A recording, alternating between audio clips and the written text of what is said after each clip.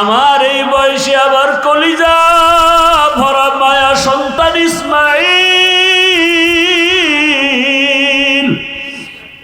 আমার এই জীবনের শেষ, আমার কলিজা ভরা মায়া আমার হাজেরাকে রাখিয়া এমন জায়গায় আপনি রাখতে বলেছেন।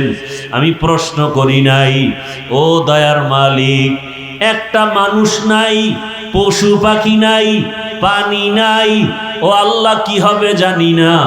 আমি দোয়া করতেছি আপনি কুদরতের দ্বারা বসবাসের ব্যবস্থা করে দেন, রিজিকের ব্যবস্থা করে দিয়েন, পানির ব্যবস্থা করে দিয়েন, আর ধৈর্য ধারণ করার ব্যবস্থা করিয়েন। আপনি যদি ওদের দেন, ওরা নামাজ আদায় করবে, আপনার শুকর আদায় করবে। ইব্রাহিম নবী দোয়া করে চলে গেলেন, এদিকে মা হাজেরা আর ইসমাইল ছাড়া কেউ নাই। পানি শেষ হয়ে গেল, একদিন, 2 দিন, 3 দিন। মা হাজেরা বাচ্চাকে দুধ দেয়, দেখে ইসমাইল একদিন পরে দুধও পায় না। মা তার জিব্বাটা ইসমাইলের মুখে দেয়, দেখে জিব্বায় কোনো পানি নাই। মা পাগলনির মতো হয়ে গেল, সন্তানের এত আকুতি। মা না খাইয়াও চায় আমার সন্তান যেন কষ্ট না পায়। একটা মায়ের অন্তরে, বাবার অন্তরে সন্তানের কি মায়া। ও পর্দার আড়ালের মা বোনেরা, কই তোমার মা, কই তোমার বাবা? যেই মা বাবা না খাইয়া তোমারে আমারে বড় বানাইছেন, আজকে ওই মাকে কবরে রাখিয়া কেমনে আরামে ঘুমাও, ওই বাবারে কবরে রাখিয়া কেমনে আরামে ঘুমাও। ওরে অনেকের সন্তান বিদেশ, মা এই যে কোরবানি আসতেছে, ওই সন্তানের চিন্তায় মা এক টুকরা গোশত মুখে দেয় না, সবাই রে গোশত পাকাইয়া খাওয়ায়। কিন্তু মায়ের অন্তরে বড় ব্যথা, বড় দুঃখ, আমার সন্তান আমার কাছে নাই। আমার সন্তানটারে কাছে পাইলে আমি কলিজা ভরে খাওয়াইতাম। ওই সন্তানটারে দূরে রাইখা মা ভালো খানা মুখে দিতে পারে না। ও আমার যুবক বাবারা, আজকে যাদের মা বাবা বেঁচে আছে, এখনো ওই রত্ন হারাইও না। এই মা বাবা হারাইয়া গেলে আর পাইবার রে সন্তান। ওই মা বাবা তোমার জীবনের বড় ছায়া, দোয়া দিও। ওরে বাবার সাথে যদি গোপনে অন্যায় করো, দোয়া চাইও। বাবার কাছে গিয়া বলিও, বাবা আমারে মাফ করে দাও। ওরে বাবার কাছে যদি ক্ষমা চাইতে পারো, বাবার চোখের পানি ধরে রাখতে পারবে না। মায়ের কাছে গিয়া ক্ষমা চাইও, মায়ের কষ্ট দিও না রে বাবা। ওই মা বাবার চোখের পানি আর সে আজিমে চলে যাবে। ও যুবকেরা, এই বয়সে মায়েরে কত কাঁদাইছো, বাবারে কত কাঁদাইছো। এখনো সময় আছে, পায়ে হাত রেখে বলি তওবা করো আর গুনাহ ছাড়ো। মা বাবার দোয়া নিয়ে সামনে আগাও। মায়ের কলিজা ফেটে যায়, ইসমাইলের মুখে পানি নাই, দুধও নাই, জিব্বা দেয় শুকায় দেয়। মা হাজেরা পাগলের মতো ডানে তাকায়, বামে তাকায়। হঠাৎ তাকায় দেখে সফা পাহাড়ে পানির মতো দেখা যায়। মা হাজেরা দৌড় দিলেন, গিয়া দেখে সূর্যের একটু আলো পায়া বালুগুলো পানির মতো চিকচিক করে, আসলে পানি না। মা হাজেরা চোখের পানি ছেড়ে কাঁদেন, আবার ইসমাইলের দিকে নজর দেন, আবার মারোয়া পাহাড়ে দৌড়ায়। এইভাবে 7 বার দৌড়াইলেন। মা হাজেরা এমন ভাবে দৌড় দিছেন, আমার মালিকের কাছে এত মজা লাগছে। আমার আল্লাহ ডেকে বলে, ও ফেরেশতা জিবরাইল, আমার হাজেরা যেই জায়গায় দৌড় দিল, ওই সাফা মারোয়ায় যদি হাজী সাহেবরা 7 বার হাজেরার মতো দৌড় না দেয়, আমি কোনো হাজী সাহেবের হজ কবুল করব না। ওই হাজেরার স্মৃতি আমার কাছে ভালো লাগছে। আজকে যত হাজিরা দৌড়ায়, ওমরা করতে যায়, হজ করতে যায়, মা হাজেরা যেখানে একটু জোরে দৌড় দিছে ওই জায়গায় চিহ্ন দেওয়া আছে সবুজ বাতি, ওই জায়গায় সব হাজিরা দৌড়ায়। আরে কেমন মানুষ! আজকে হাজার হাজার বছর পর্যন্ত ওই মক্কা নগরীতে মা হাজেরার স্মৃতিচারণ হচ্ছে। আর আমরা কেমন মানুষ, আমাদের নামটা মা বাবায় নিতে চায় না। সন্তান হিসাবে বড় খারাপ হয়ে গেলাম, বাবা হিসাবেও খারাপ। ওরে এমন চরিত্র, সারা দিন রাত মোবাইল নিয়ে গুনাহ করি। আজকে আমাকে স্বামী হিসাবে স্ত্রীও ভালো জানে না, বাবা হিসাবে সন্তানও ভালো জানে না। মনে মনে ঘৃণা করে বাবায়, গুনাহ করে মোবাইলের দ্বারা। স্ত্রী ঘৃণা করে আমার স্বামী, গুনাহ করে মোবাইলের দ্বারা। আসলে তোমার দুনিয়াতে আমার মাওলা স্মরণ করবে দূরের কথা, আপন স্ত্রীর কাছেই তো ভালো হইতে পারলাম না। ও কপাল পোড়া মুসলমান, আপন সন্তানের কাছে ভালো বাবা হইতে পারল না, কপাল বড় খারাপ। ওরে আপন সন্তানের কাছে আদর্শ বাবা হইতে পারি নাই, আপন ছাত্রের কাছে আদর্শ শিক্ষক হইতে পারি নাই, আপন মুসল্লিদের কাছে আদর্শ ইমাম হতে পারি নাই, আপন স্ত্রীর কাছে আদর্শ স্বামী হতে পারি নাই। আমার কপাল এত খারাপ হয়ে গেল। ওরে আদর্শ বাবা হইয়া যদি কবরে যেতে পারতাম, কলিজা দিয়া সন্তান দোয়া করত। স্ত্রীর কাছে আদর্শ স্বামী যদি হতে পারতাম, আমার স্ত্রী কলিজা ভরে দোয়া করত। ছাত্রদের কাছে যদি আদর্শ শিক্ষক হতে পারতাম, ছাত্ররা কলিজা ভরে দোয়া করত। জনগণের কাছে যদি আদর্শ প্রতিনিধি হতে পারতাম, জনগণ মরিয়া গেল দোয়া করত। লোকটা বড় সৎ ছিল, কোনোদিন মিথ্যা বলে নাই, জনগণের ক্ষতি করে নাই। মানুষই হইতে পারলাম না। ও আল্লাহর বান্দারা, চক্ষু দুইটা বন্ধ করে চিন্তা করেন, আদর্শ বাবা কি হইতে পারছেন? আদর্শ মা কি হইতে পারলেন? আদর্শ স্ত্রী হইতে পারলেন কিনা? আদর্শ স্বামী হইতে পারলেন কিনা? আদর্শ শিক্ষক হইতে পারলেন কিনা? আদর্শ শিক্ষিকা হইতে পারলেন কিনা? আদর্শ ইমাম হইতে পারলেন কিনা? আদর্শ মুসল্লি হইতে পারলাম কিনা? নিজে নিজে চিন্তা করিয়া তারপরে মাওলার কবরের দিকে রওনা হয়ে যাই। কোন দিন মরণ হবে জানা নাই। মা হাজেরা দৌড়ায়, সন্তানের পেরেশানি, চোখে পানি। হঠাৎ করে গাইবি আওয়াজ, কে যেন ডাক দিছে হাজেরা, কে যেন আস্তে করে শব্দে আওয়াজ দেয় হাজেরা। মা হাজেরা কান সজাগ, কোথা থেকে ডাক আসতেছে জানা নাই। মা হাজেরা নজর করে দেখে, আজকে যেখানে বাইতুল্লাহ আমার আল্লাহর ঘর, ওই বাইতুল্লাহ তখন ছিল না, নিশ্চিহ্ন। ওই জায়গার থেকে একটু আওয়াজ, মানুষের সুরাতে একজনে দাঁড়ায় দাঁড়ায় ডাকতেছে। তিনি ছিলেন জিবরাইল ফেরেশতা। মা হাজেরা দৌড়ায় আর কয়, কে? বলে, আবার ইসমাইল।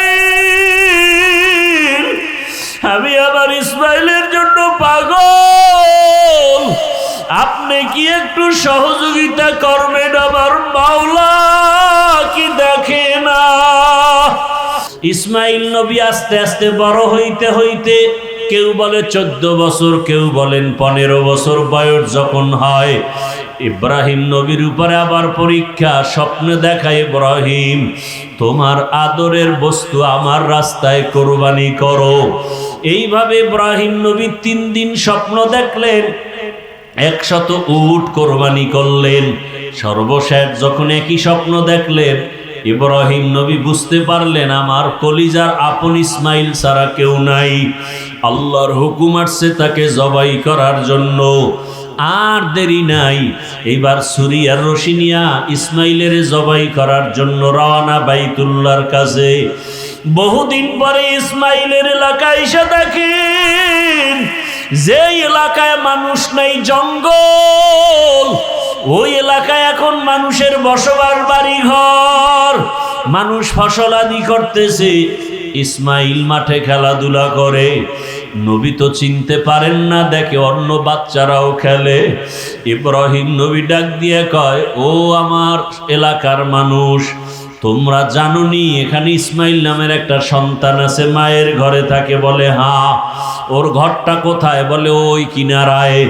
ইব্রাহিম নবী চলে গেলেন, গিয়া দেখে ঘরের মধ্যে ইসমাইল নাই, খেলতেছে।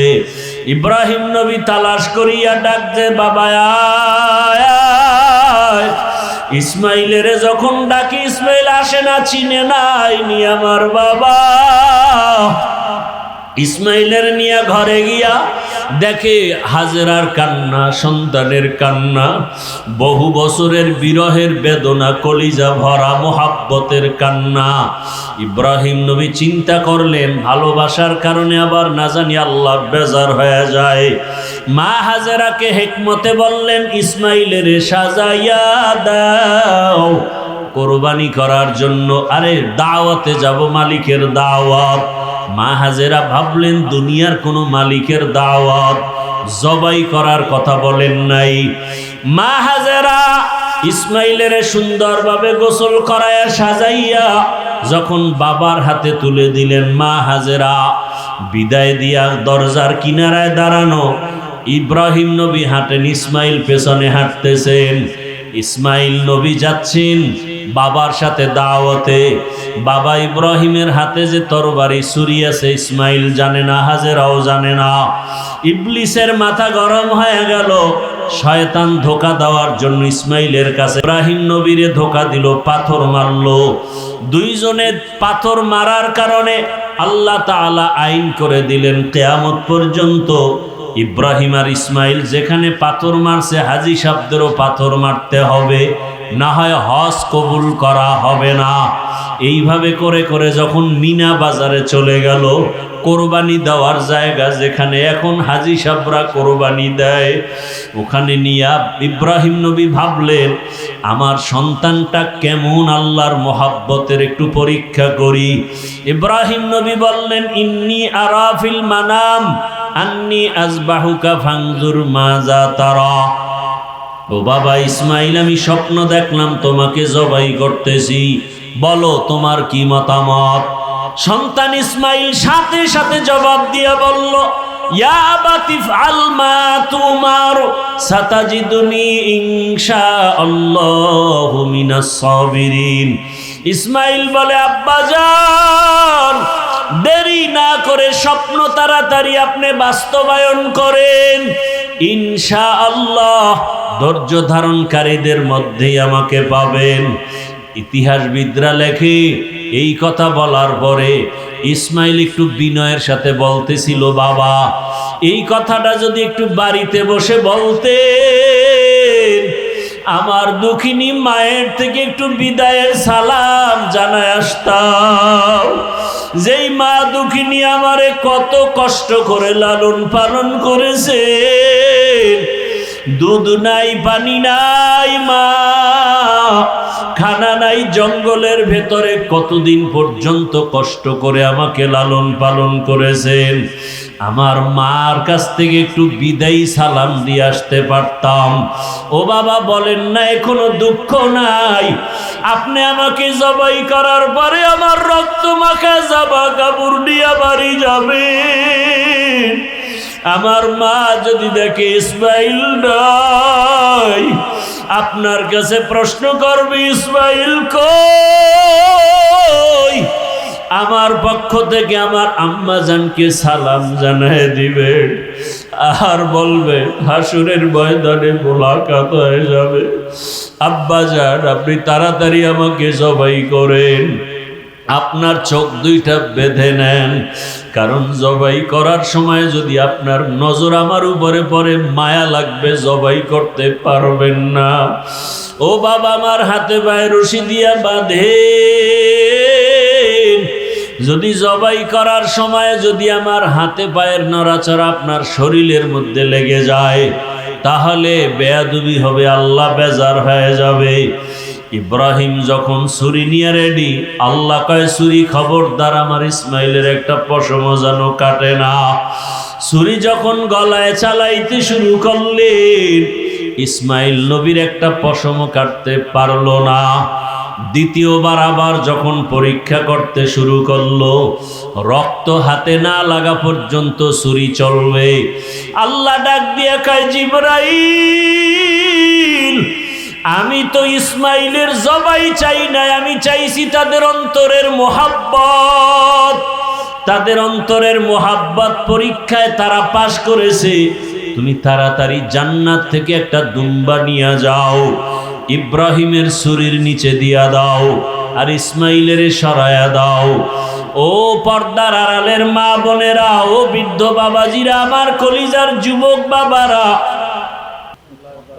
মক্কা নগরী, আরব দেশে, এর বাইরে হজ করা যাবে এবং নির্দিষ্ট সময়ের মধ্যে করতে হবে। কেউ যদি রমাজানে করতে চায় পারবে? সম্ভব না। আল্লাহ পাক সামর্থ্যবানদের উপরে হজকে ফরজ করে দিয়েছেন। যদি কেউ এই হজের সফরে হাতের গুনাহ, জবানের গুনাহ, অন্তরের গুনাহ, চোখের গুনাহ, কানের গুনাহ থেকে মুক্ত থেকে হজ পালন করতে পারে, তাহলে তার ঠিকানা জান্নাত। তার ঠিকানা কোথায়? জান্নাত। নবীজি বলেন, রাজা মিন জুনুবিহি কায়াউমি ওয়ালাদাতহু উম্মুহ। মায়ের গর্ভ থেকে বাচ্চা যেমন নিষ্পাপ বের হয়, হজের থেকে যারা বের হয় এরাও গুনামুক্ত নিষ্পাপ বাড়িতে ফিরে যায়। ফালাম ইয়ারফুস ওয়ালাম ইয়াফসুক। হজ সামর্থ্যবান কারা? আপনাদের জানা থাকলে বলেন, এখন হজ করতে কত টাকা লাগে জানেন? দুই একজনে বলেন না। 6 লাখ ধরেন নিম্নে, 6 লাখ টাকা, আরো খরচ ধরেন 1-2 লাখ টাকা। কত হলো? 8 লাখ। থাকবে 40 দিন বা 45 দিন হজে গেলে, বড় প্যাকেজ। এই 40 দিন বা 45 দিন বাড়িতে আপনার ছেলে মেয়ে পরিবারকে খাওয়া দাওয়ার খরচে কত লাগতে পারে আমাকে একটা ধারণা হিসাবে বলেন তো, বলেন। আচ্ছা, আমি টোটাল মিলাইয়া 10 লাখ ধরলাম। কত? যার কাছে 10 লাখ টাকা আছে তার উপরে হজ ফরজ। কত টাকা? 10 লাখ টাকা। নগদ কোনো ঋণ যদি না থাকে, কিছু ঋণ আছে আজীবন দেওয়া লাগবে, কেউ ব্যাংকের থেকে ঋণ নিয়ে আসছে, এই ঋণ ধর্তব্য না। নগদ ঋণ যদি থাকে, যে আমার 1 মাসের মধ্যে 10 লাখ টাকা ঋণ আমার দিতে হবে, সেটা ভিন্ন কথা। এই ঋণ মুক্ত নগদ ঋণ ছাড়া যদি 10 লাখ টাকা কারো কাছে থাকে, তার উপরে হজ, আমাদের মুফতিয়ানে কেরাম বলছেন হজ ফরজ। এখন ধরে নেন আপনার কাছে নগদ টাকা আছে বা না আছে আপনার হিসাব। আপনার স্ত্রীকে আপনি স্বর্ণের রূপার মালিক বানায় দিয়েছেন। এখন তার স্বর্ণ রূপা মিলে যদি 10 লাখ হয়ে যায়, কথা বুঝেননি? আবার তার তো 10 লাখ লাগবেও না, তার তো আর সংসারে কোনো খরচ নাই। হিসাব করে আপনার স্ত্রীর উপরে হজ ফরজ। যতদিন পর্যন্ত হজ না করবে ততদিন পর্যন্ত সে বরকত থেকে বঞ্চিত। এই কি হেদায়েত হয়ে গেছে? হ্যাঁ,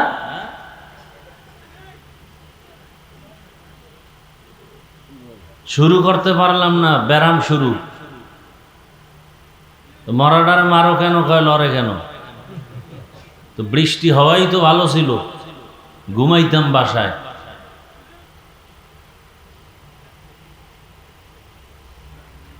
মানুষ আল্লাহর ভয় অন্তরে নাই। যে আজকে রাত্রে আমি বাঁচবো কিনা তারও কোনো গ্যারান্টি নেই।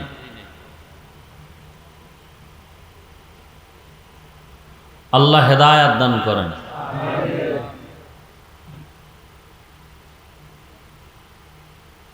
কেউ যদি হজ ফরজ হইছে না করে মরে যায়, অবহেলা, কিছু অজুহাত পেশ করে, নিজেদের বানানো অজুহাত, এটা শরীয়তের অজুহাত না, ওজোর না। কি অজুহাত? মা বাবারে হজ না করাইয়া আমি কেমনে করি, এটা ফাও পেচাল, এটা কোনো শরঈ ওজোর না। আপনার উপরে ফরজ, আপনার হক আদায় করতে হবে। আবার কি অজুহাত? বিয়া শাদী না কইরা কেমনে করি, কত আকাম সাকাম মাঝখানে আছে না, কেমনে হজ করি, মানে হজ করলে বুজুর্গ হয়ে যাবে আর গুনাহ করবে না। এইবার করছে বিয়া, নতুন বউ, এত তাড়াতাড়ি হজে যায় কেমনে, হইছে সন্তান, অজুহাত দাঁড় করায় দিস, কি ছোট বাচ্চা রেখে কেমনে হজে যায়।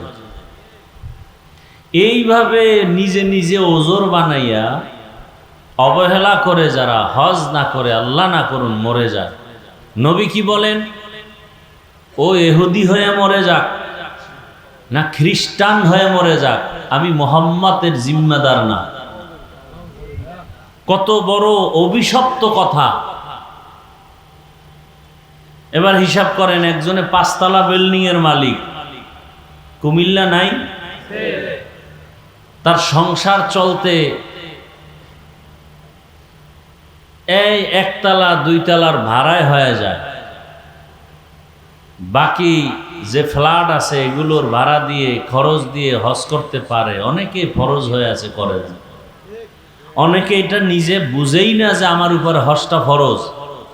অনেক মায়ের নামে স্বর্ণ অলংকার আছে, ফ্ল্যাট লেখা দিছে স্বামী বেচারা আবেগে, পরে না, না খাইয়া কষ্ট পায়। বহু স্বামী আছে আবেগে, বহু বাবা আছে আবেগে সন্তানের ফ্ল্যাট লিখে দেয়, আছে না নাই? এরাই শেষ সময় সন্তানের ধিক্কার শুনে না খেয়ে কষ্ট করে ধুকে ধুকে মরে যায়। এলো অতি চালাকের গলায় দড়ি। যারা মরার আগেই সন্তানের নামে জমিন ফ্ল্যাট লিখে দেয়, এরা অতি চালাক। সরকারি আইন আর ইসলামী আইনেও বাবা মারা গেলে সম্পদ কারা পাবে? সন্তানরা পাবে না। তা আগে দেওয়ার মানে কি? ডাল মে কুছ কালা হ্যায়, উদ্দেশ্য ভালো না। উদ্দেশ্য কি না?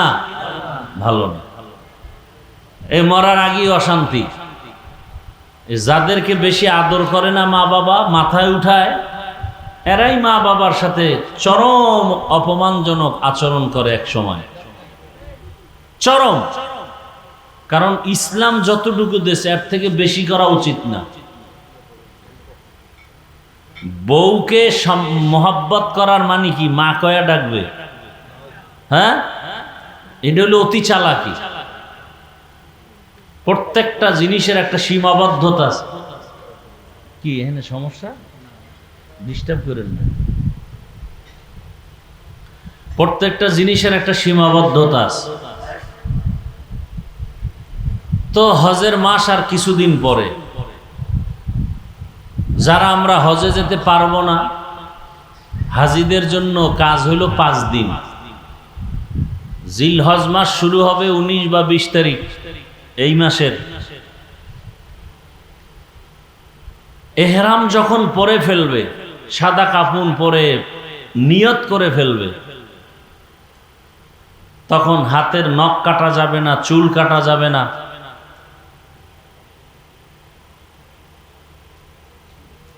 নবীজি বলেন, তোমরাও যারা হজে যেতে পারো না, এই হাজিদের নমুনা একটু অনুসরণ করো।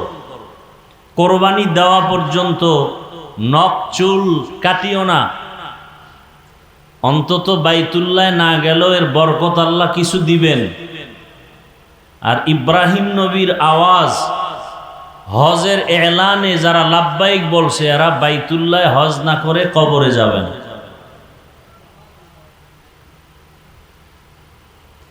হজের মূল বিষয়টা তিনজন ব্যক্তিকে নিয়েই স্মৃতিচারণ। ইব্রাহিম আলাইহিস সালাম, ইসমাইল আলাইহিস সালাম, ইসমাইল নবীর মা হাজেরা আলাইহাস সালামকে নিয়ে। এই যে হজে গিয়া মূল কাজ কি? এহরাম পরা, এটা হলো ফরজ। কাপড় পরা ফরজ না, নিয়ত করতে হবে, লাব্বাইকের তালবিয়া পড়তে হবে, আরাফার ময়দানে অবস্থান করা, এরপরে বাইতুল্লাহ তাওয়াফ করা, এরপরে মিনায় অবস্থান করা। এটি হলো ফরজ না ওয়াজিব। কোরবানি করা ওয়াজিব, মাথা মুন্ডানো, সফা মারওয়ায় সাই করা। তো মিনায় কোরবানি দেওয়া ইব্রাহিম ইসমাইলের স্মৃতি, সফা মারওয়ায় দৌড়ানো স্মৃতিকে আম্মাজান হাজেরা আলাইহিস সালামের স্মৃতি। এই ঘটনার সূত্র যদি বলতে যাই অনেক সময়ের ব্যাপার। আদম আলা নবিয়িনা ওয়া আলাইহিস সালাতু ওয়াস সালাম, তিনি হলেন মানব জাতির প্রথম আদি পিতা। প্রথম, আচ্ছা প্রথম বললে বোঝা যায় দ্বিতীয় একজন আছে, কথা বলেন না কেন? প্রথম বললে দ্বিতীয় একজন আছে, খুব খেয়াল করবেন। মানব বংশের প্রথম আদি পিতাকে, দ্বিতীয় আদি পিতা নূহ আলাইহিস সালাম। বলেন কে? আদমকে বলে আবুল বাশার। আহা, এগো সামনে বসাইছেন কেন? এই পিছনে যাও বাবারা, পিছনে যাও। বাচ্চাদেরকে নামাজের সামনে রাখাও নিষেধ, ডিস্টার্ব। বাচ্চা তো বাচ্চাই, আর ছবি ওয়ালা কানান নবী। বাচ্চা তো বাচ্চাই, সে ভবিষ্যতে নবীও হতে পারে। বাচ্চা তো বাচ্চাই, বাচ্চাদের যেটা আচরণ ওটা করবেই। ভবিষ্যতে কি হবে না হবে সেটা ভিন্ন কথা। কি আমরা এখন না বড় হুজুর, দুনিয়াতে আইসাই বড় হুজুর। কত ল্যাংডায় প্রস্রাব করছি, রসুলের সুন্নাত এই সময় তো আদায় হয়ে গেছে। এখন এক দলের নাকি দাঁড়াইয়া প্রস্রাব করার সুন্নাত বাকি রয়ে গেছে। পাগল যত মানুষ, এত ফেতনা আমার দেশটায় ধর্ম নিয়া, ইসলাম নিয়া, যা ভাষা নাই বলার। আর এই সব ফেতনাগুলো টুপিওয়ালা, অন্তরে নেফাকি ভরা, ইসলামের ব্যানার লাগাইয়া এই ফেতনাগুলো ছড়ায়। কোন হিন্দু ছড়াইছে এই ফেতনা? এই যে হজে যাবে এত হাজি সাবরা, সারা দুনিয়ার মানুষ আসবে সেখানে। কেউ নামাজে বুকে হাত বাঁধে, কেউ নাভির নিচে, কেউ সাইডে দিয়ে খাড়ায় থাকে, কেউ ঘুমের থেকে উঠে নামাজে দাঁড়াইছে, অজু টজু লাগে না গো, সব পবিত্র। কেউ আবার সেজদায় যাওয়ার আগে পকেট থেকে একটা টুকরা বাইর করে কপালের নিচে দেয়, জমিনটা ইবলিস নাপাক করে ফেলছে সেজদা দিয়া, এই জন্য ওরা জমিনে দেয় না। এই যে এত কিছু বাইতুল্লায়, মদিনায়, মক্কায়, এই হজের টাইমে, ওমরায়, শুনছেন কোনো দিন যে এরা নিজেদের মধ্যে এত লাইনের লোক আইসা কিলাকিলি করে দুই একজন মারা গেছে? আমাকে বাংলাদেশে গজব কেন? কে বুকে হাত বানলো, কে নাবিতে বানলো, এ নিয়ে দ্বন্দ্ব আছে না নাই? আসতেছে সামনে কোরবানি, এই না আর এক ফেতনা, আকিকা কোরবানির সাথে দিতে পারবে কিনা, আছে না নাই? এরপরে আর এক ফেতনা, চামড়া করবেন কি? নিজের চামড়ার লগে বাঁধতে দিবেন? যারা কোরবানি দিবেন সব চামড়া ফ্রি, কওমি মাদ্রাসায় দিবেন, টাকার বিনিময়ে না, ফ্রি। বাংলাদেশের জন্য তো আছেই, গোটা পৃথিবীতে কওমি মাদ্রাসাই হলো মানুষের কল্যাণমুখী এক সংস্থা, সেবা সংস্থা, সেবা সংগঠন, মানুষের সেবা করে। যত সংগঠন আছে কওমি মাদ্রাসার থেকে একটাও শ্রেষ্ঠ নাই। হাজার না লাখ লাখ প্রতিবন্ধী সন্তানদের বিনা টাকায় পড়ায়, সরকারের 1 টাকা সেখানে বরাদ্দ নাই, জনগণের সম্পদে চলে, টাকায় চলে। হুজুরেরা বেতন নেয় 5,000 6,000। এরপরে ছাত্রদেরকে এমনভাবে গড়ে উঠায়, এরা ব্যবসা বাণিজ্য করে, অন্য জায়গায় মাদ্রাসা করে, গরিব অসহায়দেরকে সহায়ের ব্যবস্থা করে, এতিম ছাত্রদের জামা কাপড়ের ব্যবস্থা করে। তো সেবা সংগঠন সংস্থা বাংলাদেশে যাদের আছে এরা তো এই কামই করে। কথা বলেন না কেন? এই গরিবদের সহযোগিতা করে, ত্রাণ দেয়। কওমি মাদ্রাসার অধিকাংশ সন্তানরা গরিব, এতিম, অসহায়। তাহলে জাকাতের টাকা, ফেতরার টাকা এরা খাবে না? গরিবরা খাবে না, না ধনীরা? অতএব চামড়া, কোরবানির চামড়া ফ্রি কওমি মাদ্রাসায় দিবেন, এটা অন্যান্য জায়গায় দেওয়ার থেকে শ্রেষ্ঠ এবং উত্তম। আসতে বললেন কেন? এই কথা যে মানবে না তার অন্তর ভালো না, তার অন্তর ভালো না। এ কথার বিপরীত যারা কথা বলবে তাদের অন্তর ভালো না। আল্লাহ হেদায়েত দান করুন। নাকি চামড়া আপনি খাবেন? খবরদার, দিবেন তো। এই চামড়া নিয়ে এক সিন্ডিকেট চলতেছে আমাদের দেশে, বড় কঠিন, মূল্য নাই। অনেক মাদ্রাসাওয়ালারা সিদ্ধান্ত নিছেন এই চামড়া উঠাবেন না। আসলে কওমি মাদ্রাসার মূল জনগণের সাথে একটা সম্পৃক্ততা। এই মাদ্রাসাগুলো চলি জনসমর্থন, জনসহযোগিতায়। চামড়া বড় কথা না, মানুষের সাথে একটা সম্পর্ক, মহব্বত বড় কথা। অতএব 1 লাখ, 1.5 লাখ, 80,000, 50, 55, 45, 35, 30,000 টাকা, 20,000 টাকা এক ভাগে কোরবানি দেন। আরো যদি 500 টাকা লাগে দিবেন না? কি ভাগে 500 টাকা লাগলে দিবেন না? দিতেন। তা চামড়ার 200-100 টাকা নেওয়ার জন্য এত অন্তরে আবেগ কেন? চামড়াটা ফ্রি, এখন তো দাম নাই বললেই চলে। ফ্রি কওমি মাদ্রাসা দিয়ে দিবেন এতিমদের পেছনে, যারা এটা খাওয়ার হক যথাযথভাবে ওখানে আদায় হবে। এবং এতিম কারা? এরা একটা হাতের দিয়া গুনাহ করে না, চোখ দিয়া গুনাহ করে না, পা দিয়া গুনাহ করে না, জবানে গালি দেয় না, চোখ দিয়ে বেগানা দেখে না, 24 ঘন্টা কোরআন তেলাওয়াত করে, রসুলের হাদিস পড়ে। তাহলে কওমি মাদ্রাসায় দিলে ফায়দা 2টা। এক ফায়দা হলো গরিব এতিমের সহযোগিতা হলো, আর একটা হলো কোরআন হাদিস শিখার সহযোগিতা হলো, এলমে দ্বীন শিখানোর সহযোগিতা হলো। 2 লাভ। এটা যারা বুঝে না সেটা ভিন্ন, যারা বুঝিয়াও বুঝে না এদের অন্তর ভালো না। আল্লাহ হেদায়েত দান করুন। কি নিয়াত করা যায় যারা কোরবানি দিবেন? কি আবার কি আন্দোলন আসেনি মাঝখানে? হ্যাঁ, আল্লাহ সবাইকে বুঝার তৌফিক দান করেন।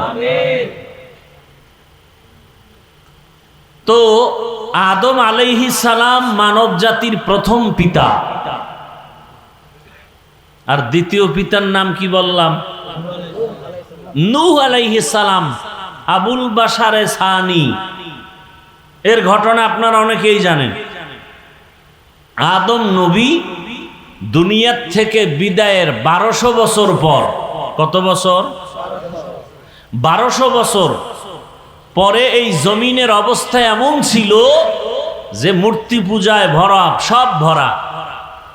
ভাস্কর্য বানায়া শয়তান মানুষকে মূর্তি পূজায় লিপ্ত করায় দিল। একটা মানুষও জমিনে ছিল না যে মূর্তি পূজা করে নাই। আল্লাহর সাথে শিরিক করার মধ্যে যতটা মারাত্মক শিরিক আছে, মূর্তি পূজা হলো সব থেকে নিকৃষ্টতম শিরিক।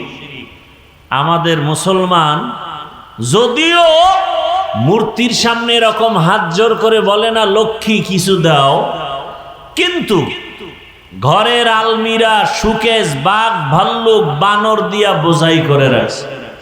পুতুলের অভাব নাই ঘরের ভিতরে, আছে না নাই? যে আপনাদের ঘরে পুতুল নাই?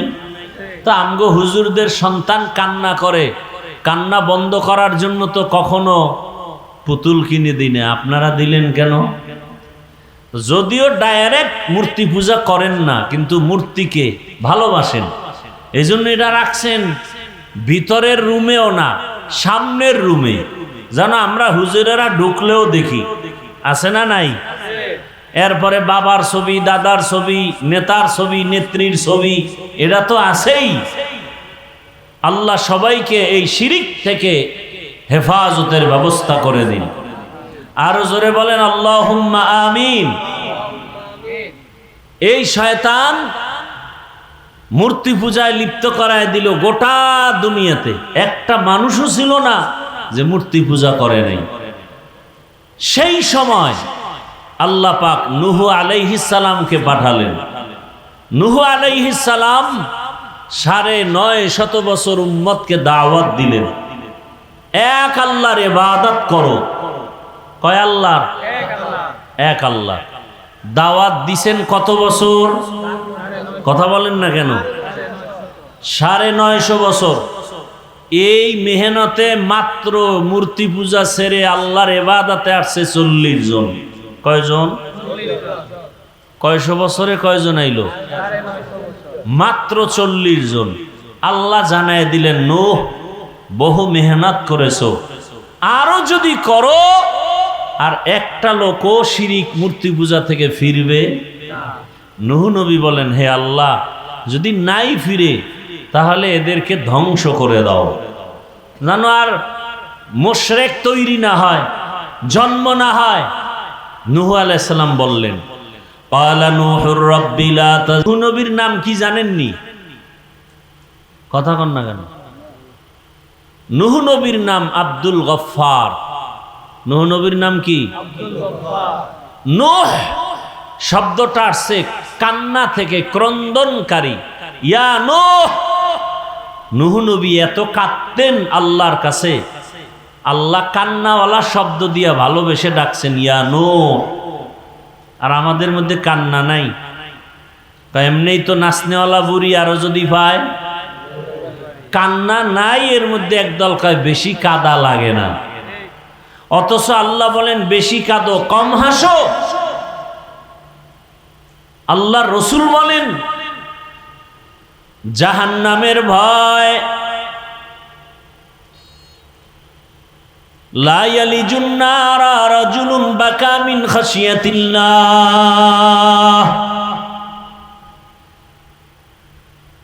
হাত্তা ইয়াউদাল লাবানু ফিদ দারঈ। জাহান্নামের আযাবের ভয়, এক ফোঁটা চোখের পানি যার চোখ থেকে পড়ে যাবে।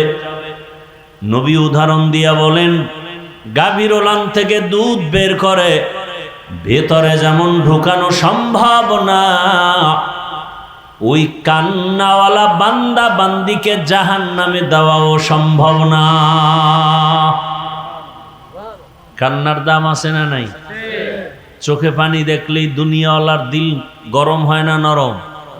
তাহলে আল্লাহর দয়া কি আরো কম নাকি? আল্লাহ বারবার বলে কাঁদো। নূহ আলাইহিস সালামকে আল্লাহ কান্নাওয়ালা শব্দ দিয়া ডাকলেন, ইয়া নূহ, তোমার দোয়া কবুল হয়ে গেল, আমি গজব দিয়া দুনিয়ার সব মানুষ ধ্বংস করে দিব, তবে তুমি যাদেরকে ঈমানওয়ালা বানিয়েছো, যেই 40 জন 950 বছরের দাওয়াতে কালেমাওয়ালা হলো, এদেরও কি মেরে ফেলবো? কয় না, এদের হেফাজতের জন্য আল্লাহ বলেন বড় আকারে সুন্দর করে একটা কিস্তি বানাও। কি বানাও? আপনাদের কষ্ট লাগতেছে? খারাপ লাগতেছে? ঘুম আসতেছে? এই এতক্ষণ টাইম বাসায় থাকলে মোবাইলে গুনাহ করতেন, আর কি করতেন? এখন গুনাহ করতে কি সিনেমা হলে যাওয়া লাগে? আলাদা টেলিভিশন লাগে? আরে পৃথিবীর শ্রেষ্ঠ গুনার ফ্যাক্টরি কি? মোবাইল। কি এর মদের নেশা, বিড়ির নেশা, গাঞ্জার নেশা, সব থেকে বড় নেশা মোবাইলের নেশা। এ বিষয়ে কোনো ওয়াজ নাই। সরকার টাকা দিয়া র্যাব, আর্মি, পুলিশ, বিডিআর লাগাইয়া দিছে, মদের নেশাকে বন্ধ করো, হ্যাঁ নেশা বন্ধ করো, নেশা। মোবাইল নেশা বন্ধ করার কোনো পদক্ষেপ নাই। আমরা টুকটাক বয়ান করি, এত অনেকের কলিজা জ্বলে, অথচ এই মোবাইল আমার দেশ ও জাতির যে পরিমাণ ক্ষতি করলো, মদে পরিমাণ ক্ষতি করেন। এই মোবাইল যা ক্ষতি করলো, তাজা তাজা প্রাণ চলে গেল, তাজা প্রাণ চলে গেল। এই মোবাইল কেড়ে নিল, লেখাপড়া শেষ। আমাকে ওয়াজ মাহফিলে লেখাপড়ার ক্ষতি হয়, হ্যাঁ, বরং এখানে বয়ান শুনে কান্না করলে পরীক্ষা আরো ভালো হবে। এই কপাল পরারা বুঝে না, ক্রিকেট খেলা বন্ধ করে না কেন? পরীক্ষার ছেলেদের যেন ক্ষতি না হয়, এই 1 মাসের জন্য পরীক্ষা যতদিন চলবে ততদিন সব চ্যানেল বন্ধ, টিভি বন্ধ, পত্রিকা বন্ধ। কারণ ছেলে মেয়েরা টেলিভিশন দেখে, মোবাইল বন্ধ। এটা না কামের কাম, আকাম করতে আয়, ওয়াজ বন্ধ করো, মাইকের সাউন্ড কমাও। বিয়ার অনুষ্ঠানে যে গান বাজে, এটা কমায় না কেন? কি 5 তলা বিল্ডিং পর্যন্ত মনে হয় ভূমিকম্প শুরু হয়ে গেছে। আর কোরআনের বাগানে এসে কান্না করে দোয়া করলে আল্লাহ জেহেন খুলে দিবে, পরীক্ষারও সহজ হবে। এখানে বেশি আসা দরকার। তো কপাল খারাপ আমাদের।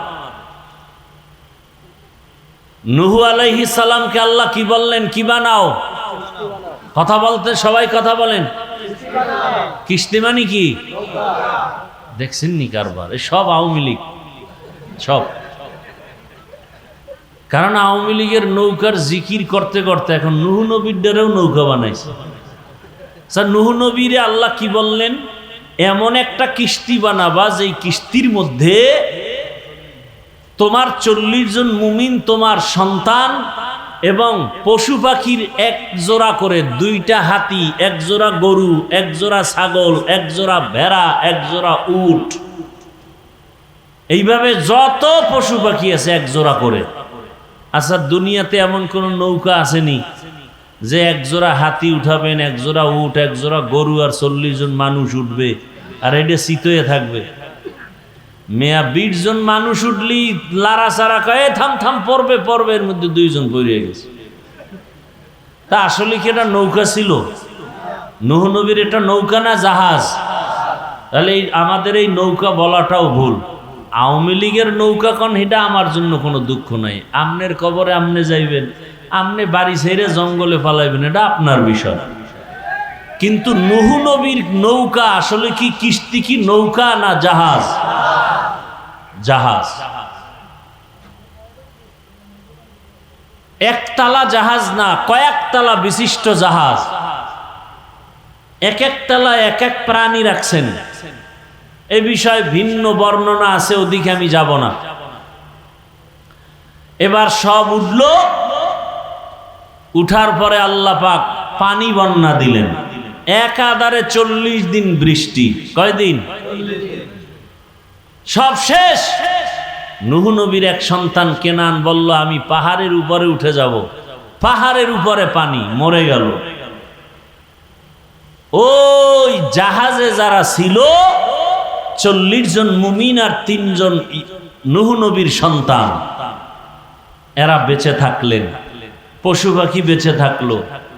পানি বন্যা শেষ, পুরা জমিন সাফ, গাছপালা কিচ্ছু নাই। এমনকি বাইতুল্লাহ যেখানে ছিল সেটাও নিশ্চিহ্ন, সমান হয়ে গেছে। নূহ নবীর 3 সন্তান দিয়া নতুন করে পৃথিবীটাকে আবার আবাদ করা হলো। এজন্য বলা হয় নূহ নবী হলেন মানব জাতির দ্বিতীয় আদি পিতা। নূহ নবীর 3 সন্তান সাম, হাম, ইয়াফাস। এই 3 সন্তান মিলে ওই সময় একটা শহরকে আবাদ করলো, বর্তমান ইরাকের অন্তর্গত। ওই শহরের নাম বাবেল শহর। কি শহর? কোন এক সময় সেই বাবেল শহরের অধিপতি বেঈমান নমরুদ হলো। কে হলো? নমরুদ। জুলুম, অত্যাচার সীমাহীন করতে থাকলো, ক্ষমতার অপব্যবহার। একদিন নমরুদ স্বপ্ন দেখে আগুন উঠছে, আগুন উঠা পুরা বাবেল শহর ধ্বংস করে দিছে। ভয়ে ঘুম থেকে উঠে গণকেরে ডাকলো, গণনা কর। কি দেখলাম? কয় শনি দেখছো? শনি। আগুন দেখো নাই? একটা পুত্র সন্তান জন্ম হবে, তোমার খোদাগিরি সব ধ্বংস করে ফেলবে, জুলুম অত্যাচারের ইতি টেনে ফেলবে। নমরুদ বলে, গণনা করো, ওই পুত্র সন্তান কি মায়ের গর্ভে না দুনিয়ায়? বলে দুনিয়ায়ও আসে নাই, মায়ের গর্ভেও আসে নাই, আসবে। বলে হ্যাঁ। নমরুদ তখন আইন জারি করলো, স্বামী আর স্ত্রী এক জায়গায় থাকা যাবে না। পুত্র সন্তান যদি জন্ম নেয়, সাথে সাথে তারে জবাই করে দাও, মেরে ফেলো, হত্যা করো। এটাকে বলে বার্থ কন্ট্রোল, জন্ম নিয়ন্ত্রণ। পৃথিবীর ইতিহাসে প্রথম জন্ম নিয়ন্ত্রণ আইন করে বেঈমান নমরুদ। আর এই জন্ম নিয়ন্ত্রণ আইনের ডাইরেক্টর বানায় ইব্রাহিম নবীর বাবা আজরকে। জন্ম নিয়ন্ত্রণ হারাম। বলেন জন্ম নিয়ন্ত্রণ। এই একটা তিল বুঝেন না? তিলের মতো ছিদ্র আছে, জায়েজ। এইটাও আমাকে বয়ান করা নিষেধ, কারণ বাঙালি জাতি তো তিল পাইলে তাল বানায় ফেললাম। এই জন্য ওই তিলের যে একটা সুরত আছে জায়েজ, ওটাও বয়ান করা নিষেধ। আম বয়ান জন্ম নিয়ন্ত্রণ হারাম। জন্ম নিয়ন্ত্রণ করে কেন? 2 সমস্যার সমাধান পায় না এজন্য। এক সমস্যা, সন্তান বেশি হলে থাকবে কই, জায়গা কম। কি? 2 নাম্বার সমস্যা, সন্তান যদি মানুষ বেড়ে যায়, খাবে কি, খানাও কম। এই 2 সমস্যা, থাকবে কই, খাবে কি। আল্লাহ বলেন দোনোটার চাবি তো আমার হাতে। কার হাতে?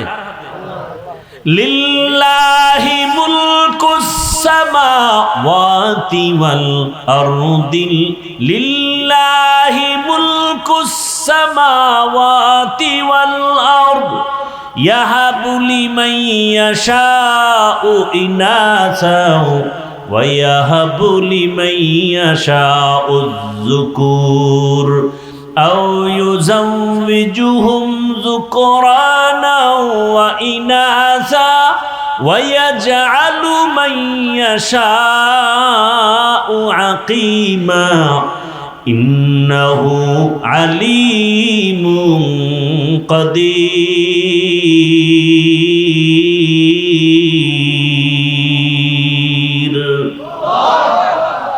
বাখা কুরআন কালামুল্লাহ বসনো কদিমাস্তি কদিমাস্তি নইনো। আলোচনা যেদিকে ঢুকতেছে আর একটু সময় লাগবে, দিবেন সময়, আল্লাহ কবুল করে।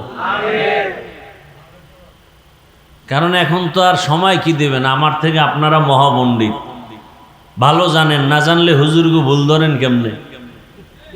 কি অহংকারের সুযোগ পাইলেই কয় হুজুরেরা কি জানে, আমরা সব জানি। আকাম কইরা ধরা খাইলে কয় না জাইনে করছি, এর নাম বাঙ্গালী। কয় ভাই আপনার দাওয়াত কা? আলহামদুলিল্লাহ। কয় আপনার বাড়ি? বলে নাউজুবিল্লাহ। আল্লাহ তাআলা বলেন আসমান জমিনের মালিক কে? সব ক্ষমতার মালিক আমি আল্লাহ। চাইলে কাউকে ছেলে দেই, কাউকে মেয়ে দেই। আমি আল্লাহ যদি চাই কাউকে দোনোটা দেই, আবার আমি আল্লাহ চাইলে কোনোটাই। আর আপনারা স্লোগান শুরু করছেন কি, ছেলে হোক মেয়ে হোক দুটোর বেশি নয়। একটা হলে ভালো হয়, না হইলে আরো ভালো। কেন? সন্তান বেড়ে গেলে থাকবে কই, খাবে কি? আল্লাহ কয় তাকায় দেখ, জমিন তো ছিল না, ছিল এক সময় পানি আর পানি। আমি আল্লাহ পদ্মা নদী চর ফালাইয়া জায়গার ব্যবস্থা করব, যমুনা নদীর মাঝে চর ফেলে জায়গার ব্যবস্থা করব। ওরে বাংলাদেশের মানুষ, তুমি দেখো তোমার দেশে জায়গা কম, 16টা বাংলাদেশ প্যাকেট করে রাখার মতো জায়গা সৌদি আরবে আছে। কয়টা দেশ? এরকম 16 দেশ প্যাকেট করে রাখতে পারে বাংলাদেশের মতো। সৌদি আরবে জনসংখ্যা হিসাব করো। আজকে সারা বিশ্বে আমাদের দেশের লোক আছে না, মধ্যপ্রাচ্যে বাঙালি অভাব নেই, কাজ করতেছে, আল্লাহ চালাইতেছে। আল্লাহ এভাবে বন্টন করে দিছেন, এভাবেই চলবে। আল্লাহর ক্ষমতা তুমি নিজের মধ্যে নিয়ে ফাও চালাকি কেন করো? তাহলে জায়গা এখনো ঘুরেন না, বাংলাদেশ ঘুরেন না, কত জায়গা বাকি, কত বিশাল বিশাল চর পড়ে আছে। থাকার ব্যবস্থা কে করবেন? এবার হলো খাবে কি? মুরব্বীরা আমাকে একটু সহযোগিতা করবেন। 1 কাঠা জমিন ধরেন 1%, 1% জমিনে 50 বছর আগে যেই পরিমাণ ধান হইতো, এখন কি কম না বেশি? কে বাড়াইছে? সরকার না আপনার দাদায়? কে বাড়াইছে? আগে 10টা পেয়ারা খাইলেও জিব্বে টের পাওয়া যাইতো না, আর এখন এত বড় বড় পেয়ারা, এক পেয়ারা একজনে খাওয়া, একটা বেদানা, একটা আপেল, কত বড় বড়। রিজিক কে বাড়াইলেন? না খায়া মরছে কেউ, খাইয়া মরতেছে। এত খাওয়া খায়, পেট ফুইলা জাগাত। আমগো দেশে একজনে কাঁঠাল খাইছে, জনমের খাওয়া খাইয়া এক ঘুম দিছে, সকালে পেট ফুইলা জাগাত শেষ। বাঙালি তো খাওন পাইলে আর কোনো কথা নাই। কি ডাক্তার মিষ্টি খাইতে নিষেধ করছে, সবে বরাতের মিষ্টি খাইতে গেছে মসজিদে, তাও আবার কোলেরটাও নিয়ে গেছে। 1 প্যাকেট ডান হাত দিয়া লইয়া আবার ভিতরে দিয়া বাম হাত ঢুকাইয়া দিছে আর 1 প্যাকেটের জন্য। কি আছে না নাই?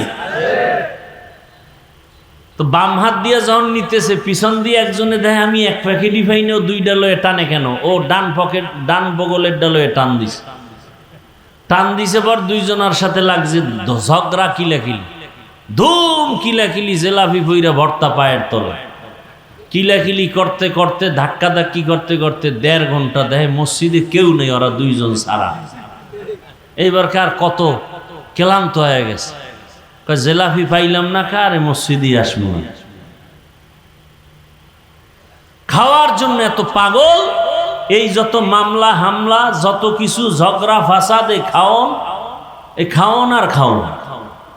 খাইতে পারে 250 গ্রাম, 1.5 কেজি লয়ে টানাটানি, বাইরে মাইরে ফেলাইছে নিজে বেশি খাওয়ার জন্য। বাবাকে পর্যন্ত হত্যা করে, নিজে সম্পদের মালিক হবে, বিনিময়ে কি হলো? শেষ পর্যন্ত জেলখানার আসামি, জায়গার জায়গায় জায়গা পড়ে রইল, না বাবায় পাইল, না ভাই পাইল, না নিজে পাইল। শেষ ফল বিচারক ফাঁসির হুকুম দিয়ে দিল। এই তো একটা মাইয়া পাওয়ার জন্য যুবক পেছনে লাগছে, তো এর পেছনে আরেক যুবক একে মেরে ফেলছে। মেরে ফেলার পরে এবার মাইয়াও জেলখানায়, ছেলেও কি জেলখানায়, পরিণাম ফলে হইছে ফাঁসি। কি হইল? এখন কি দুনিয়া ওই আছে নাকি যে তুমি আকাম কইরা পার পাবা? সেই দুনিয়া আর নাই। এখন মানুষ, মুরব্বীরা বলতো দেওয়ালের কান আছে, এটা এখন বাস্তব হয়ে গেছে। রাতের অন্ধকারে কি করো? 30 বছর আগে অন্যায় করছে, এটা ধরে ফেলাইছে এখন গোয়েন্দা বিভাগের লোকেরা, একটা কুলু দিয়া ধরে ফেলছে। কি কুলু? সিগারেট খাইয়া সিগারেটের পাশা ফালাইয়া গেছে ওই জায়গায়, ওইটা ধইরা আসামি ধরে ফেলাইছে। একটু থুথু নিক্ষেপ করেছে, এখান থেকে টিস্যু, ঘাম মুইসা টিস্যু ফালাইয়া দিছে, পুলিশ এসে ওখান থেকে ধইরা ওই টিস্যুর থেকে বের করছে আসামিকে। কি আছে না নাই? না আমি এটি বানায় বলতেছি, জেনে শুনি আর পরও তো আকাম বন্ধ নাই। আর এই সোনার বাংলা কোনোদিন সোনার বাংলা হবে না যতদিন পর্যন্ত চোরগুলোর হাত কাটানো হবে। আমার দেশের চুরি যতদিন বন্ধ হবে না ততদিন পর্যন্ত এই জমিনে শান্তি আসবে না। আল্লাহর কসম করে বললাম, কোনোদিন শান্তি আসবে না। বাংলাদেশে কি পরিমাণ টাকা মানুষের কাছে, অথচ গরিবরা পোশাক পায় না শীতের মধ্যে, কোরবানির গোশত খাইতে পারে না, আর মাইক লাগায় স্লোগান দেয় কেউ খাবে কেউ খাবে না। তা হবে না, চাপাবাজির অভাব নেই। মানুষ পশুর চরিত্রের থেকে খারাপ হয়ে গেছে। একটা কুকুরকে মারলে কষ্ট পায়, মানুষকে হত্যা করতে কষ্ট পায় না। আল্লাহ হেদায়াত দান করুন। এই কথাগুলো কে বলবে? যার ভাগে কম পড়ে, যে বাধা হয় বলে ওরে মাইনাস কর, মামলা নাই। এক কি বলবো, কোন দিকের কথা কোন দিকে যায়। একজন বড় উপরস্থ কইতেছে একজন, আরে বেটা মার্ডার কইরে আবি, আমার কাছে কোনো মামলা নাই, সব সাইজ করে ফেলাম। আফসুস, বড় আফসুস, নিরপরাধ এখনো জেলখানায়, আর মার্ডারের আসামি পার পেয়ে যায়। কথা ঠিক না? কই ওসমান হাদির হত্যার বিচার হইছে? এটা একটা কথা। ধামাধাম ধইরা দুই একটারে সাইজ করলি পুরো দেশ ঠান্ডা হয়ে যায়। সৌদি আরবে এত চুরি নেই কেন? স্বর্ণের দোকান খুইলা নামাজে যায়, পুলিশ পাহারা দিতেছে, ঘুরতেছে, কোন চোরের সাহসী হয় না ওখানে যাবে। আর আমগো কাজের মহিলা মালিকের কি নাকের সামনে নিয়ে কি কইরা ঘরের সব লয়ে গেছে। ঢাকাতে ঘটনা অহরহ ঘটতেছে। এখন কাজের লোকের ঘরে কাজের লোক রাখাও বড় কঠিন, বড় মুসিবত। এক কথায় কচু পাতার পানি যেমন এটা নিরাপত্তাহীন, আমাদের জীবনটা তেমন অবস্থায় আছে। রাস্তা দিয়ে চলতে গেলে কোনো নিরাপত্তা নাই, বড় কঠিন হালাত। কে কখন কি করে ফেলে বলাও যায় না।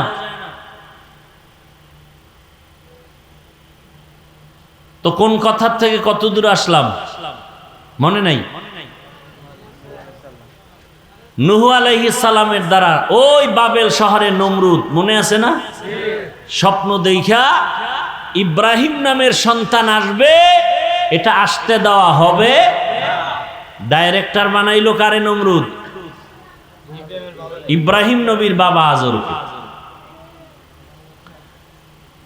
আল্লাহর সিদ্ধান্ত কি? ডাইরেক্টরের ঘরেই ইব্রাহিম আসবে। আসলো তো, আসলো। অনেক বড় ঘটনা। শেষ পর্যন্ত ইব্রাহিম নবীকে মা গোপনে গোপনে লালন পালন করে বড় বানাইছে। এখন চেহারা সুন্দর, দেখে তো যে দেখে তারই কি লাগে? মায়া, মোহাব্বত বেড়ে যায়। বাবার মায়া, ঘরে লালন পালন হয়ে গেল। নমরুদেরও মায়া লাগছে দেখা। যখন ইব্রাহিম আল্লাহর পথে দাওয়াত দেয়, ইব্রাহিম নবী বাবারে বললেন, আতাত্তাখিজু আসনামান আলিহা, ও বাবা, নিজের হাতে মূর্তি বানাইয়া তোমরা তারে খোদা মানো, এটা কেমন কথা? নিজের হাতে মূর্তি বানায়, মাছিও সরাইতে পারে না। সামনে দুধ কলা দেয়, খাইতেও ফাঁকে দিয়ে মাছি এসে খাইয়া যায়। কথা ঠিক না? এরে আবার খোদা মানে, কথা ঠিক? ইব্রাহিম নবী বললেন, নিজের হাতে খোদা বানায় এটা আবার তুমি পূজা করো, এটা কেমন কথা? এই বাপের চেয়ে বেশি বুঝিস না। এবার অনেক ঘটনা আপনারা শুনছেন ওলামায়ে কেরামদের জবানে। সর্বশেষ ইব্রাহিম নবীর এক আল্লাহর দাওয়াত শুনিয়া নমরুদ পর্যন্ত ফাবুহিতাল্লাযী কাফার। ইব্রাহিম নবী প্রশ্ন করেন, নমরুদ জবাব দিতে ব্যর্থ হয়ে গেল। জালেম যখন যুক্তি দিয়ে আগাইতে পারে না, তখন জুলুম করা শুরু করে। তখন কি করে? জুলুম। মেরে ফেলো, ওর বাড়ি আগুন জ্বালাও। এটা হলো জালেমের কাজ। যুক্তিতে আগাইতে পারে না, জুলুম করে এখন নিজে বড় হবে। নমরুদ এবার ডাক দিল, ও আজর, ইব্রাহিম রে আগুনের মধ্যে জ্বালায়া দাও, ওরে বুঝায় দেখো আমাদের মূর্তি পূজার বিরুদ্ধে কথা বলে, এটা মানা যায় না। বুঝানোর পরে দেখে না ইব্রাহিমকে বুঝানো যায় না। ফাইনাল সিদ্ধান্ত, ইব্রাহিমকে আগুনের মধ্যে জ্বালায়া পুড়িয়া ফালাও।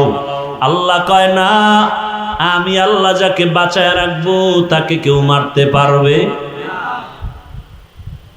সম্ভব না। আল্লাহ যাকে দুনিয়াতে পাঠাবেন, কোন জন্ম নিয়ন্ত্রণের আইন আর ঔষধ তাকে ফিরায় রাখতে পারবে না। আল্লাহর সিদ্ধান্ত। ইব্রাহিম নবীর জন্য এবার আগুন সাজানো হলো।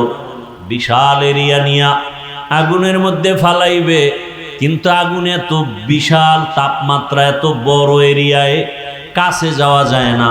এবার চরক গাছ আনছে, চরক গাছের চরখার মতো ঘুরাইয়া রশি দিয়া বেঁধে ইব্রাহিম নবীর আগুনের মধ্যে ফেলবে, কিন্তু ফেলতে পারে না। এইবার নমরুদ বলে, আমার অবস্থা খারাপ, ইব্রাহিমের আগুনে ফেলা যায় না কেন?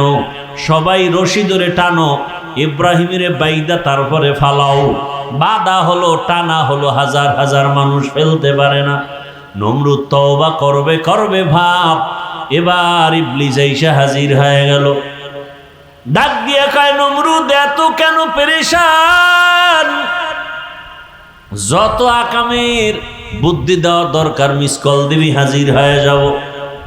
ইব্রাহিম রে ফালাইতে পারবি না, কারণ আল্লাহর নবী ইব্রাহিম লক্ষ লক্ষ ফেরেশতা ইব্রাহিমের ধরে রাখছে, আগুনের মধ্যে ফেলা যাবে না। যদি এই মুহূর্তে ফেলতে চাও, ইব্রাহিমকে উলঙ্গ করতে হবে, তাহলে রহমতের ফেরেশতা ভেঙে যাবে। কোন কোন ঐতিহাসিকরা লেখছেন, যদি এখন ইব্রাহিমের সামনে উলঙ্গ নাচ গান করাইতে পারো, তাহলে রহমতের ফেরেশতা চলে যাবে, ইব্রাহিমকে আগুনে ফেলা সহজ হয়ে যাবে। তাই করা হলো। ইব্রাহিমকে যখন আগুনে ফেলা হলো, আল্লাহ তাআলা আগুনকে নোটিশ জারি করলেন, কুলনা ইয়া নারু কুনি বারদাও ওয়া সালামান আলা ইব্রাহিম কে লুতুফে খেশরা ইজহারে কর বাখলিল আসনারে রাগল জারে কর। ইব্রাহিম নবীর আগুনকে আল্লাহ বলেন শান্তিদায়ক, ঠান্ডা হয়ে যাও। মুফাসসিরিনে কেরাম বলেন, শুধু ওই আগুন না, ওই টাইমে দুনিয়াতে যত আগুন ছিল সব আগুন ঠান্ডা হয়ে গেল, সব আগুন। ইব্রাহিম নবী আরামে বসে আছেন, আগুনের মধ্যে একটা পশমও জ্বলে না। নমরুদের চান্দি গরম, ওই আগুন জ্বালাও না কেন? কয়, আমি যার গোলাম তুমিও তার গোলাম। তুমি আমাকে বলো একবার জ্বালাও, আর আমার মালিক বলে খবরদার ইব্রাহিমের একটা পশম যেন না জ্বলে। দীর্ঘদিন আগুনে থাকলেন, ইব্রাহিম নবী বের হয়ে আসলেন। চাচাতো ভাই একজন নবী, আর তার বিবি বিশ্ব সুন্দরী সারা, একে নিয়ে এবার কয়, না এই দেশে আর থাকা যাবে না, সিরিয়ায় হিজরত। এইবার ওই যে খুতবায় আয়াত পড়ছিলাম, এই আয়াতে ওই হিজরতের কথা বলা হচ্ছে। ইব্রাহিম নবী বলেন, ইন্নী যাহিবুন ইলা রব্বি সায়াহদিন,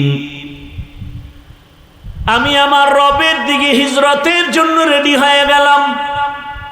আমার রব আমার জন্য কল্যাণের পথ, রাস্তা বের করে দেখায় দিবে।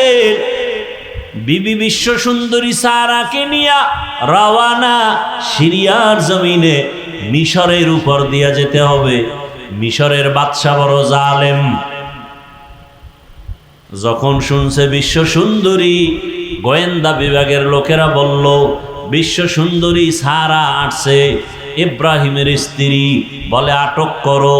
আটক কইরা স্ত্রীকে নিয়ে গেল বাদশার রাজমহলে, রাজপ্রাসাদে। পৃথিবী পৃথিবীতে মুসলমানকে ধ্বংস করার যতটা উপকরণ আছে এর মধ্যে সব থেকে বড় উপকরণ হলো বেপর্দা।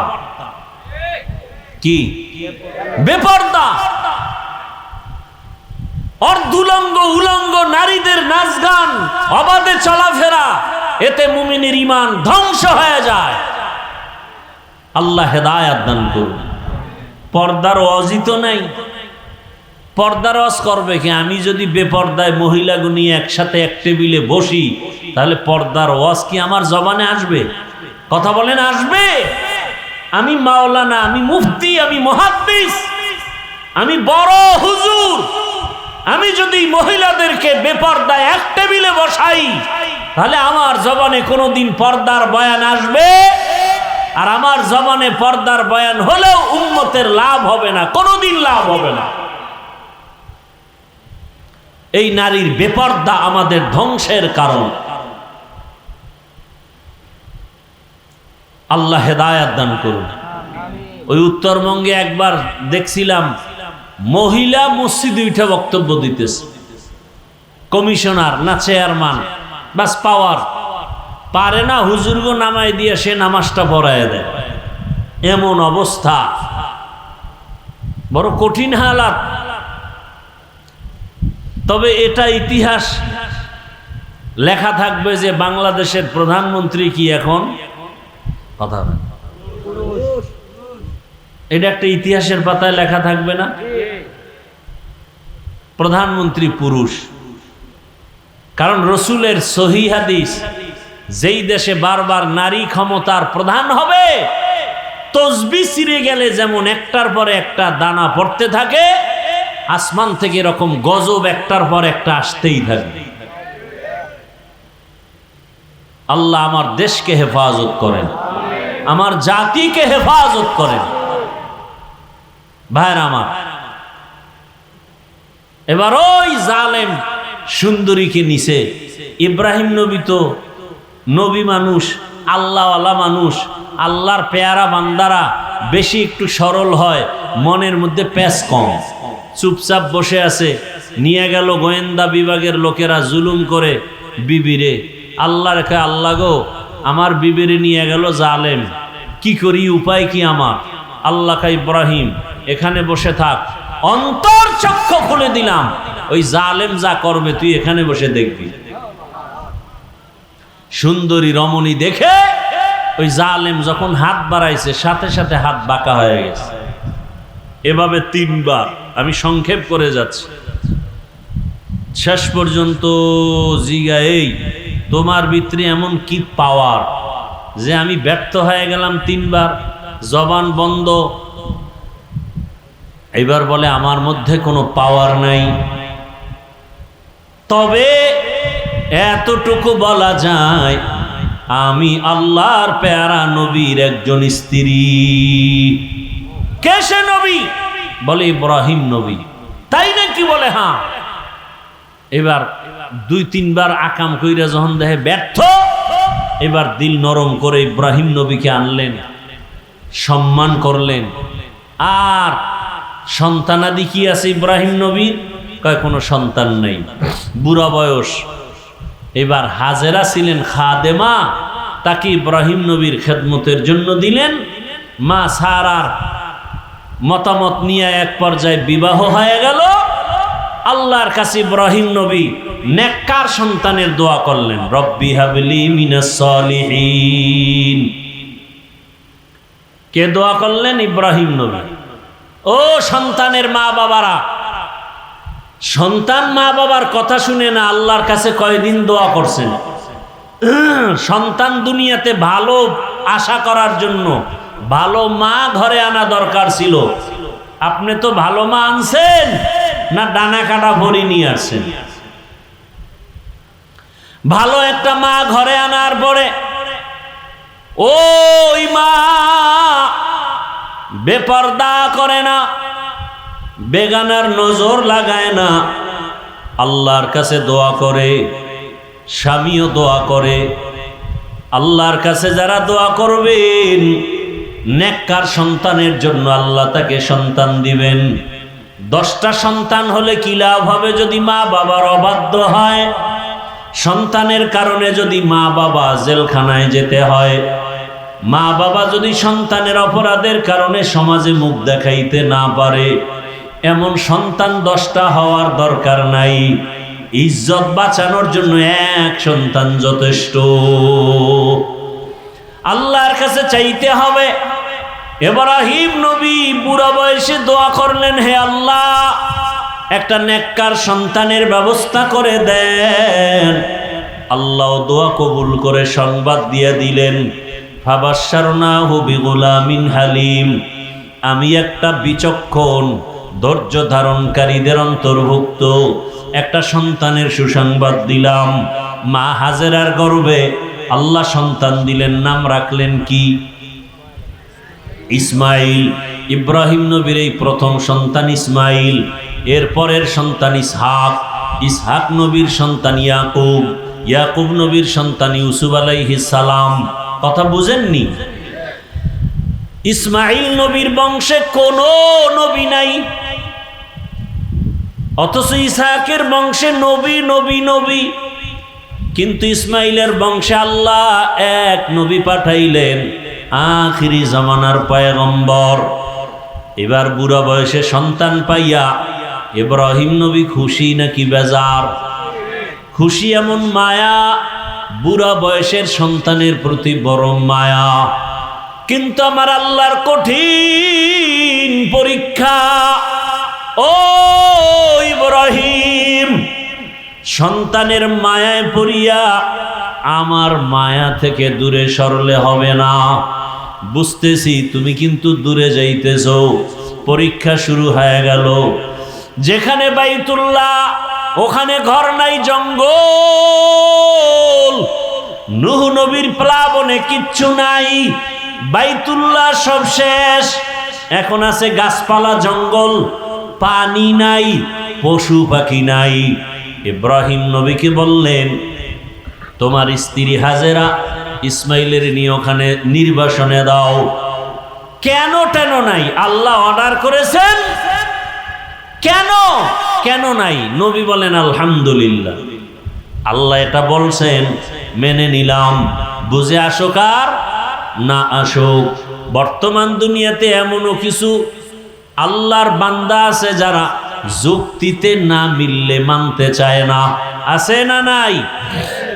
এদের পরিণাম ফল নাস্তিকতার বেড়াজালে আবদ্ধ হয়ে যায়। আল্লাহর হুকুম আসছে পরীক্ষা। সন্তানের বিবি নিয়া মক্কার ওই জঙ্গলে হাজির। সাফা মারোয়া পাহাড়ের পার্শ্বে মক্কা নগরী, বাইতুল্লাহ দেখা যায় না, কিন্তু এখানে বাইতুল্লাহ। আল্লাহর সিদ্ধান্ত, এই ইসমাইলের ইব্রাহিম রে দিয়া বাইতুল্লাহ নতুনভাবে নির্মাণ করাবেন। ওখানে রাইখা বিবি আর সন্তান ইসমাইল শিশু কিছু পানি দিয়া ইব্রাহিম নবী উটের পিঠে রওয়ানা। যখন যাইতেছেন, ইসমাইলের শোয়াইয়া মা হাজেরা একটা দৌড় দিছেন, গিয়া ডাক দিয়া গায়ে, স্বামী, ও আল্লাহর পয়গম্বর, এই জঙ্গলের ভিতরে আমাদের যে রাখিয়া যাইতেছেন, আপনি কোথায় যান? ইব্রাহিম নবীর কোনো আওয়াজ নাই। এই মুহূর্তে কিছু বললেও আল্লাহর হুকুমের বাইরে চলে যাবে। নিজের থেকে কিছু বলা যায় না। কেমন কঠিন পরীক্ষা চিন্তা করেন। বুড়া বয়সের সন্তান। এবার মা হাজেরা বলে, আমাদের রাখিয়া কই যান? বাড়ি। ইশারায় বলে, হ্যাঁ বাড়ি যাই, সিরিয়ার জমিন বাড়ি। বাড়িতে যাইতেছি। আমাদেরকে রাখতেছেন কেন? আপনার কোনো মনের আশা পূরণের জন্য। ইব্রাহিম নবীর জবাব নাই। সর্বশেষ মা হাজেরা ডাক দিয়া বলেন, ও পয়গম্বর, আল্লাহর হুকুম এই জন্যই কি রাখেন? আল্লাহর আদেশ। ইব্রাহিম নবী বললেন, হ্যাঁ আমার আল্লাহর আদেশ। এ কথা শোনা মাত্র হাজেরা আলাইহিস সালাম চোখের পানি ছাড়লেন আর বললেন, ও পয়গম্বর, আমার আল্লাহ যদি আদেশ করে থাকে, আমার কোনো দাবি নাই, আপনি আমাদের জন্য দোয়া করিয়েন। ইসমাইলের মাঝে মাঝে আইসা দেখবেন আমি হাজেরার খবর নেওয়ার প্রয়োজন নাই। এখানে পশু পাখি থাকে না, পানিও নাই, যতটুকু পানি আছে শেষ হয়ে যাবে 2-1 দিনের মধ্যে। আমি হাজেরার খবর নেওয়ার প্রয়োজন নাই। আপনার এই বয়সের সন্তান ইসমাইলের মাঝে মাঝে এসে একটু কলিজা ভরে দেখা যাইয়েন, খবর নিয়েন। এবার এই কথা বইলা মা হাজেরা আল্লাহর শরণাপন্ন হলেন। ও আল্লাহ, এই গহীন জঙ্গল, মানুষ নাই, পশু পাখি নাই। ও আল্লাহ, মেহেরবানি করে আপনি আমাদের সব আরামের ব্যবস্থা করে দিয়েন, ইজ্জতের সাথে আপনার হুকুম পালনের ব্যবস্থা করে দিয়েন। ইব্রাহিম নবী পাহাড়ের উপর উঠিয়া নিচে নাইমা আড়াল হয়ে গেলেন। ওখানে নামার পরে সন্তানেরও দেখা যায় না, হাজেরাকেও দেখা যায় না। নবী ইব্রাহিম হাত উঁচু করে মালিকের দরবারে দোয়া করলেন, রব্বানা ইন্নী আসকানতু মিন যুররিয়্যাতি বিওয়াদিন গায়রি জি যারইন ইনদা বাইতিকাল মুহাররম রব্বানা লিয়ুকিমুস সালাতা ফাজআল আফইদাতাম মিনান নাসি তাহওয়ি ইলাইহিম ওয়ারযুকহুম মিনাস সামারাত। আল্লাহর কাছে ইব্রাহিম নবী দোয়া করতে থাকলেন, ও আমার রব, আমার এই বয়সে আবার কলিজা ভরা মায়া সন্তান ইসমাইল, আমার এই জীবনের শেষ, আমার কলিজা ভরা মায়া, আমার হাজেরাকে রাখিয়া এমন জায়গায় আপনি রাখতে বলেছেন। আমি প্রশ্ন করি নাই, ও দয়ার মালিক, একটা মানুষ নাই, পশু পাখি নাই, পানি নাই, ও আল্লাহ কি হবে জানি না। আমি দোয়া করতেছি আপনি কুদরতের দ্বারা বসবাসের ব্যবস্থা করে দেন, রিজিকের ব্যবস্থা করে দিয়েন, পানির ব্যবস্থা করে দিয়েন, আর ধৈর্য ধারণ করার ব্যবস্থা করিয়েন। আপনি যদি ওদের দেন, ওরা নামাজ আদায় করবে, আপনার শুকর আদায় করবে। ইব্রাহিম নবী দোয়া করে চলে গেলেন। এদিকে মা হাজেরা আর ইসমাইল ছাড়া কেউ নাই। পানি শেষ হয়ে গেল। 1 দিন 2 দিন 3 দিন মা হাজেরা বাচ্চাকে দুধ দেয়। দেখি ইসমাইল 1 দিন পরে দুধও পায় না। মা তার জিহ্বাটা ইসমাইলের মুখে দেয়, দেখে জিহ্বায় কোনো পানি নাই। মা পাগলনির মতো হয়ে গেল, সন্তানের এত আকুতি। মা না খাইয়াও চায় আমার সন্তান যেন কষ্ট না পায়। একটা মায়ের অন্তরে, বাবার অন্তরে সন্তানের কি মায়া। ও পর্দার আড়ালের মা বোনেরা, কই তোমার মা, কই তোমার বাবা? যেই মা বাবা না খাইয়া তোমারে আমারে বড় বানাইছেন, আজকে ওই মাকে কবরে রাখিয়া কেমনে আরামে ঘুমাও, ওই বাবারে কবরে রাখিয়া কেমনে আরামে ঘুমাও।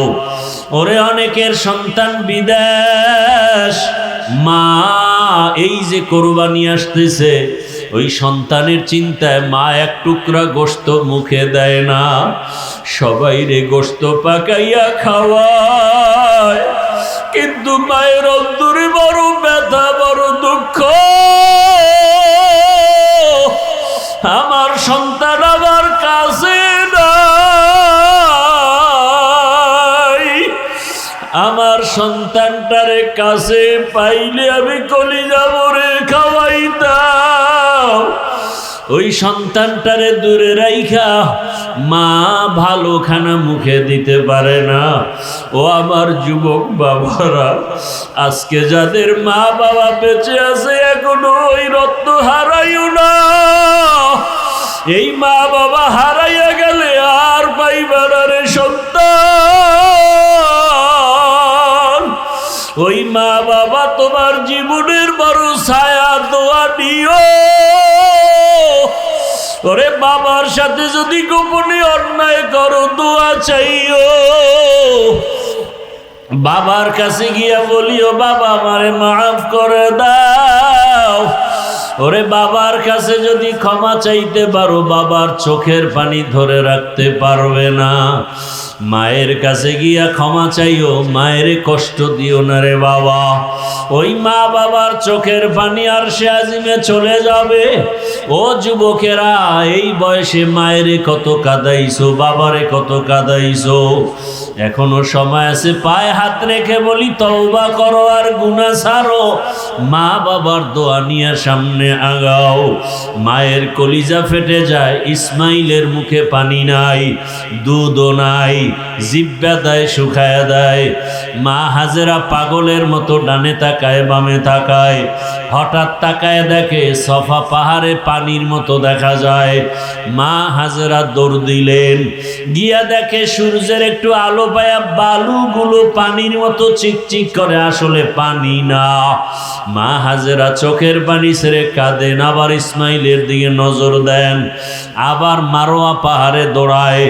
এইভাবে 7 বার দৌড়াইলেন।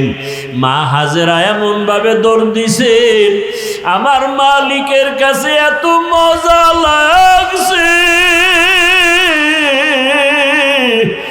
আমার আল্লাহ ডেকে বলে, ও ফেরেশতা জিবরাইল, আমার হাজেরা যেই জায়গায় দৌড় দিল, ওই সাফা মারওয়ায় যদি হাজী সাহেবরা 7 বার হাজেরার মতো দৌড় না দেয়, আমি কোনো হাজী সাহেবের হজ কবুল করব না। ওই হাজেরার স্মৃতি আমার কাছে ভালো লাগছে। আজকে যত হাজিরা দৌড়ায়, ওমরা করতে যায়, হজ করতে যায়, মা হাজেরা যেখানে একটু জোরে দৌড় দিছে, ওই জায়গায় চিহ্ন দেওয়া আছে সবুজ বাতি, ওই জায়গায় সব হাজিরা দৌড়ায়। আরে কেমন মানুষ! আজকে হাজার হাজার বছর পর্যন্ত ওই মক্কা নগরীতে মা হাজেরার স্মৃতিচারণ হচ্ছে। আর আমরা কেমন মানুষ, আমাদের নামটা মা বাবায় নিতে চায় না। সন্তান হিসাবে বড় খারাপ হয়ে গেলাম, বাবা হিসাবেও খারাপ।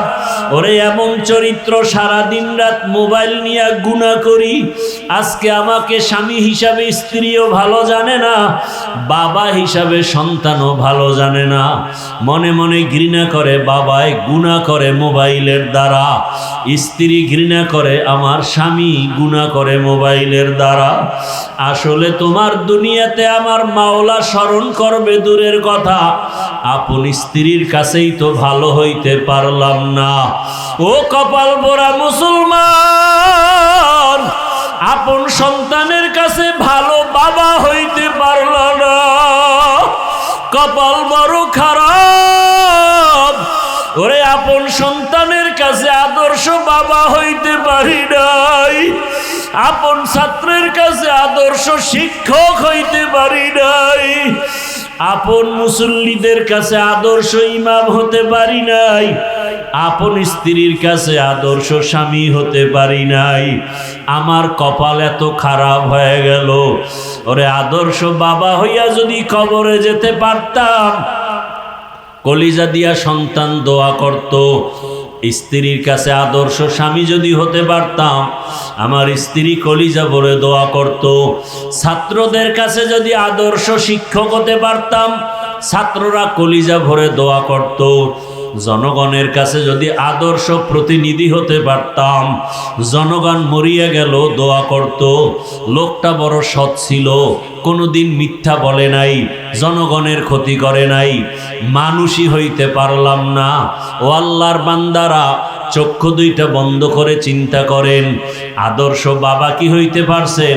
আদর্শ মা কি হইতে পারলেন? আদর্শ স্ত্রী হইতে পারলেন কিনা? আদর্শ স্বামী হইতে পারলেন কিনা? আদর্শ শিক্ষক হইতে পারলেন কিনা? আদর্শ শিক্ষিকা হইতে পারলেন কিনা? আদর্শ ইমাম হইতে পারলেন কিনা? আদর্শ মুসল্লি হইতে পারলাম কিনা?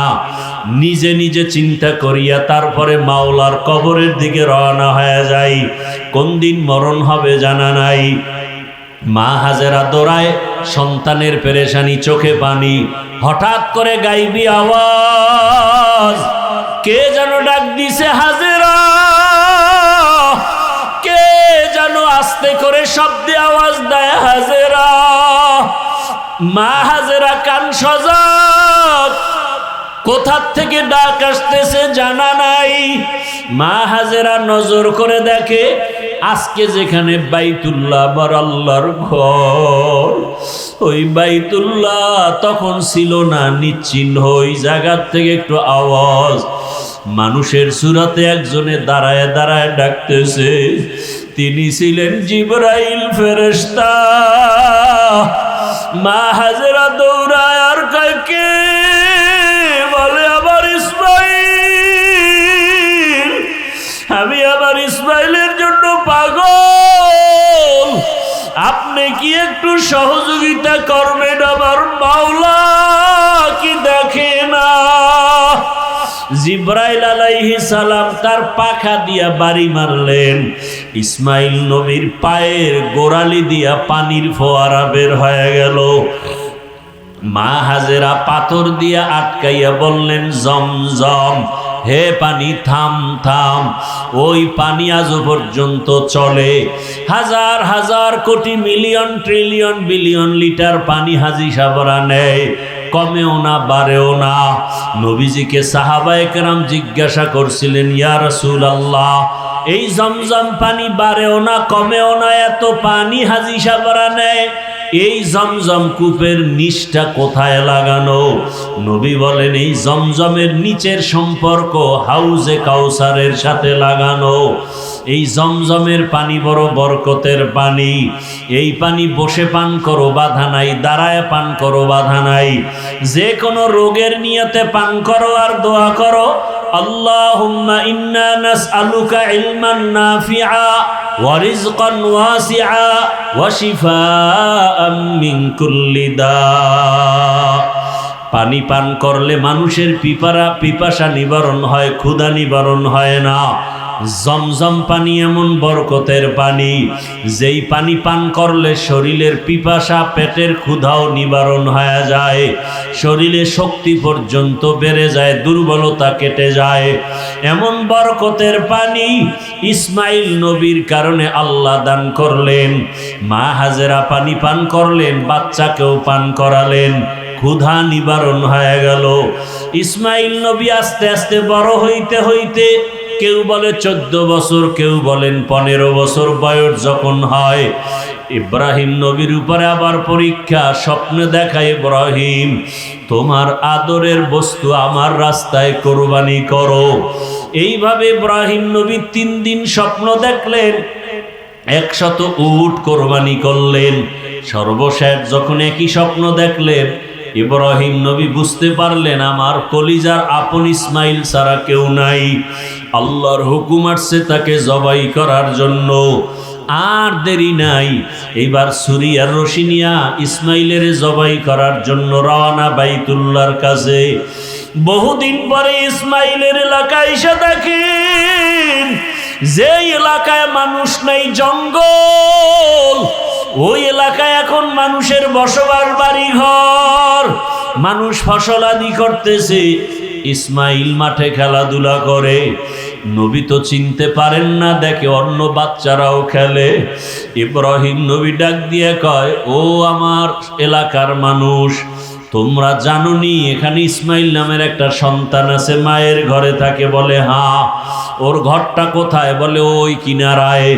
ইব্রাহিম নবী চলে গেলেন, গিয়া দেখে ঘরের মধ্যে ইসমাইল নাই, খেলতেছে। ইব্রাহিম নবী তালাশ করিয়া ডাকছে, বাবা আয়। ইসমাইলের যখন ডাকি, ইসমাইল আসে না, চিনে নাই নি আমার বাবা।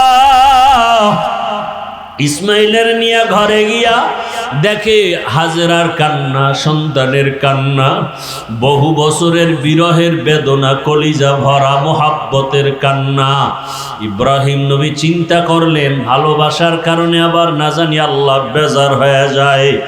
মা হাজেরাকে হেকমতে বললেন, ইসমাইলের সাজাইয়া দাও কোরবানি করার জন্য। আরে দাওয়াতে যাব, মালিকের দাওয়াত।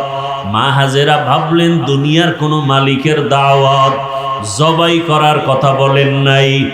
মা হাজেরা ইসমাইলের সুন্দরভাবে গোসল করায়া সাজাইয়া যখন বাবার হাতে তুলে দিলেন, মা হাজেরা বিদায় দিয়া দরজার কিনারায় দাঁড়ানো। ইব্রাহিম নবী হাঁটেন, ইসমাইল পেছনে হাঁটতেছেন।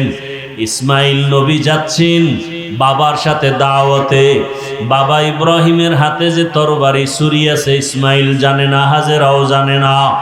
ইবলিসের মাথা গরম হয়ে গেল। শয়তান ধোঁকা দেওয়ার জন্য ইসমাইলের কাছে ইব্রাহিম নবীরে ধোঁকা দিল, পাথর মারলো। দুইজনে পাথর মারার কারণে আল্লাহ তাআলা আইন করে দিলেন কিয়ামত পর্যন্ত ইব্রাহিম আর ইসমাইল যেখানে পাথর মারছে হাজী সাহেবদেরও পাথর মারতে হবে, না হয় হজ কবুল করা হবে না। এইভাবে করে করে যখন মিনা বাজারে চলে গেল, কোরবানি দেওয়ার জায়গা যেখানে এখন হাজী সাহেবরা কোরবানি দেয়, ওখানে নিয়া ইব্রাহিম নবী ভাবলেন আমার সন্তানটা কেমন আল্লাহর মহাব্বতের একটু পরীক্ষা করি। ইব্রাহিম নবী বললেন ইন্নী আরাফিল মানাম আন্নী আজবাহুকা ফানজুর মাজা তারা। ও বাবা ইসমাইল, আমি স্বপ্ন দেখলাম তোমাকে জবাই করতেছি, বলো তোমার কি মতামত। সন্তান ইসমাইল সাথে সাথে জবাব দিয়ে বলল ইয়া আবাতি ফাল মা তুমার সাতাজিদুনি ইনশাআল্লাহু মিনাস সাবিরিন। ইসমাইল বলে আব্বাজান, দেরি না করে স্বপ্ন তাড়াতাড়ি আপনি বাস্তবায়ন করেন, ইনশাআল্লাহ ধৈর্য ধারণকারীদের মধ্যেই আমাকে পাবেন। ইতিহাসবিদরা লেখে এই কথা বলার পরে ইসমাইল একটু বিনয়ের সাথে বলতেছিল বাবা এই কথাটা যদি একটু বাড়িতে বসে বলতেন, আমার দুঃখিনী মায়ের থেকে একটু বিদায়ের সালাম জানায় আসতাম। যেই মা দুঃখিনী আমারে কত কষ্ট করে লালন পালন করেছে, দুধ নাই পানি নাই মা, খানা নাই, জঙ্গলের ভেতরে কতদিন পর্যন্ত কষ্ট করে আমাকে লালন পালন করেছেন। আমার মার কাছ থেকে একটু বিদায়ী সালাম দিয়ে আসতে পারতাম। ও বাবা বলেন না এখনো দুঃখ নাই? আপনি আমাকে জবাই করার পরে আমার রক্ত মাখা জামা কাপড় নিয়ে বাড়ি যাবেন। আমার মা যদি দেখে ইসমাইল নাই, আপনার কাছে প্রশ্ন করবে ইসমাইল কই? আমার পক্ষ থেকে আমার আম্মাজানকে সালাম জানায় দিবে আর বলবে হাসুরের ময়দানে মোলাকাত হয়ে যাবে। আব্বাজান আপনি তাড়াতাড়ি আমাকে জবাই করেন, আপনার চোখ দুইটা বেঁধে নেন, কারণ জবাই করার সময় যদি আপনার নজর আমার উপরে পড়ে মায়া লাগবে, জবাই করতে পারবেন না। ও বাবা আমার হাতে পায়ে রশি দিয়া বাঁধে, যদি জবাই করার সময় যদি আমার হাতে পায়ের নড়াচড়া আপনার শরীরের মধ্যে লেগে যায় তাহলে বেয়াদবি হবে, আল্লাহ বেজার হয়ে যাবে। ইব্রাহিম যখন ছুরি নিয়ে রেডি, আল্লাহ কয় ছুরি খবরদার আমার ইসমাইলের একটা পশম যেন কাটে না। ছুরি যখন গলায় চালাইতে শুরু করলেন, ইসমাইল নবীর একটা পশম কাটতে পারলো না। দ্বিতীয়বার আবার যখন পরীক্ষা করতে শুরু করলো, রক্ত হাতে না লাগা পর্যন্ত ছুরি চলবে। আল্লাহ ডাক দিয়ে কয় জিবরাইল, আমি তো ইসমাইলের জবাই চাই না, আমি চাইছি তাদের অন্তরের মোহাব্বত। তাদের অন্তরের মোহাব্বত পরীক্ষায় তারা পাশ করেছে। তুমি তাড়াতাড়ি জান্নাত থেকে একটা দুম্বা নিয়ে যাও, ইব্রাহিমের ছুরির নিচে দিয়া দাও আর ইসমাইলের সরায়া দাও। ও পর্দার আড়ালের মা বোনেরা, ও বৃদ্ধ বাবাজিরা, আমার কলিজার যুবক বাবারা, সামনে কোরবানির পরীক্ষা, ওই সন্তান কোরবানি করার পরীক্ষা। যদিও সন্তান জবাই দিবেন না, আল্লাহ আমাদেরকে পশু জবাই করার জন্য ব্যবস্থা করে দিলেন। তবে সন্তানটাকে জবাই না করলেও আল্লাহর পথে চালানোর কোরবানি তো দিতে হবে। নামাজে বাধা দেওয়া যাবে না। ও মা বাবারা, সন্তানটাকে বেপরদায় চলতে দেওয়া যাবে না। কোরআনওয়ালা বানাতে হবে। ডাক্তার, ইঞ্জিনিয়ার, প্রফেসর বানাবেন, তবে নেক আমলওয়ালা ডাক্তার বানান। কত ডাক্তার আছে নামাজ পড়ে, কত ইঞ্জিনিয়ার নামাজ পড়ে, কত র্যাব, আর্মি, পুলিশ, বিডিআরের চাকরি করে, নামাজি অভাব নাই।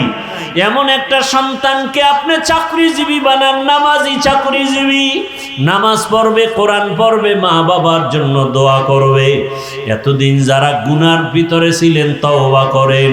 ও আল্লাহ, ইব্রাহিম নবীকে যেভাবে পরীক্ষায় পাশ করায় নিয়েছেন, আমাদেরকেও পাশ করায় নেন। আমাদের সন্তানের পরীক্ষায় যেন আমরা ফেল না করি। ও যুবক বাবারা, তওবা করো। আর দাড়ি কাটবা না, নামাজ ছাড়বা না, বেপরদায় চলবা না। ইসমাইল নবীর মতো আল্লাহর হুকুমের সামনে নিজেকে কোরবান করে দাও। মরিয়া গেল, দাড়ি কাটবো না, নামাজ ছাড়বো না, মোবাইলে গুনাহ করব না। ইব্রাহিম নবীর মতো বৃদ্ধ বাবাজিরাও তৈরি হয়ে যান। আল্লাহর হুকুমের সামনে আর কোনোদিন আমি বিরোধিতা করব না। মা হাজেরার মতো মা বোনেরাও তৈরি হয়ে যান। হাজেরা যেমন ইসমাইলকে আল্লাহর রাস্তায় কোরবানি দিতে একটু প্রশ্ন করেন নাই, বরং শুকর আদায় করেছেন। আপনারাও সন্তানটাকে আল্লাহর পথে চালান। ডাক্তার হবে নামাজি ডাক্তার, নামাজ পড়নেওয়ালা ইঞ্জিনিয়ার, নামাজ পড়নেওয়ালা একজন প্রফেসর। আল্লাহ সবাইকে তৌফিক দান করেন, আমিন। আলহামদুলিল্লাহি রাব্বিল আলামিন, ওয়াসসালাতু ওয়াসসালামু আলা সাইয়্যিদিল আমবিয়া ওয়াল মুরসালিন ওয়া আলা আলিহি ওয়া আসহাবিহি আজমাইন। ইয়া আরহামার রাহিমিন, ইয়া আরহামার রাহিমিন, ইয়া আরহামার রাহিমিন। রব্বিরহামহুমা কামা রব্বায়ানি সগীরা। আল্লাহুম্মা ইন্নাকা আফুউন কারীম তুহিব্বুল আফওয়া ফা'ফু আন্না। আল্লাহুম্মা ইন্না নাসআলুকা রিযাকা ওয়াল জান্নাহ ওয়া নাউযু বিকা মিন সাখাতিকা ওয়ান নার। ও দয়ার মালিক, গুনাহের বোঝা নিয়ে আপনার দরওয়াজায় হাজির। আয় আল্লাহ তাআলা, আমরা সবাই গুনাহগার। মেহেরবানি করে আমাদের গুনাহমুক্ত জীবন দান করেন। আমাদের নেক আমল কবুল করে নেন। আয় আল্লাহ, হাতের গুনাহ, জবানের গুনাহ, চোখের গুনাহ, অন্তরের গুনাহ মাফ করে দেন। মোবাইলের গুনাহ থেকে হেফাজত করেন আল্লাহ। জাহান্নামের ভয় অন্তরে ঢুকায়া দেন। আয় আল্লাহ, আমাদের সন্তান, আমাদের পরিবার দ্বীনের উপরে মজবুত করে দেন। আমার গুনার কারণে আমার স্ত্রী আপনার পথে নাই, আমার গুনার কারণে সন্তান হেদায়াতের পথে নাই, আমার গুনার কারণে আমার আত্মীয় স্বজন হেদায়াতের পথে নাই, আমার গুনার কারণে আমার ছাত্ররা হেদায়াতের লাইনে নাই, আমার গুনার কারণে উম্মতেরা হেদায়াতের পথে নাই। মুক্ত করে দেন আল্লাহ। আয় আল্লাহ, গুনার কারণে দিলটা পাথর, চোখে বাড়ি নাই। আয় আল্লাহ, কুদরতের নজর দিয়ে দেখি এই মজলিসে কার চোখে পানি, কে গুনার কারণে কাঁদে, কে বাবাকে হারায়া কাঁদে, কে মাকে হারায়া কাঁদে। ও আল্লাহ, কে জানি বাইতুল্লাহ ধরার জন্য কাঁদে, কে যেন নবীর রওজায় সালাম দেওয়ার জন্য কাঁদে। আপনার কত আশেকেরা বাইতুল্লাহ ধইরা ধইরা লাব্বাইকের আওয়াজ দেয়। আয় আল্লাহ, কত আশেকরা নবীর রওজায় গিয়া সালাম জানায়। ওরে কত মোহাব্বতের বন্ধুরা গিয়া মেসেজ দিছে, হাফিজ ভাই আমরা মদিনার রওজায় নবীর কাছে সালাম দিয়েছি। কেউ বাইতুল্লাহ গিয়া বলে, ভাইজান আমরা বাইতুল্লাহ লাব্বাইকের আওয়াজ দিয়েছি। ও আল্লাহ, আমাদেরকে কি দিবা না? আয় আল্লাহ, বাইতুল্লাহ ধইরা কি লাব্বাইক বলার ব্যবস্থা করে দিবা না? রসুলের রওজায়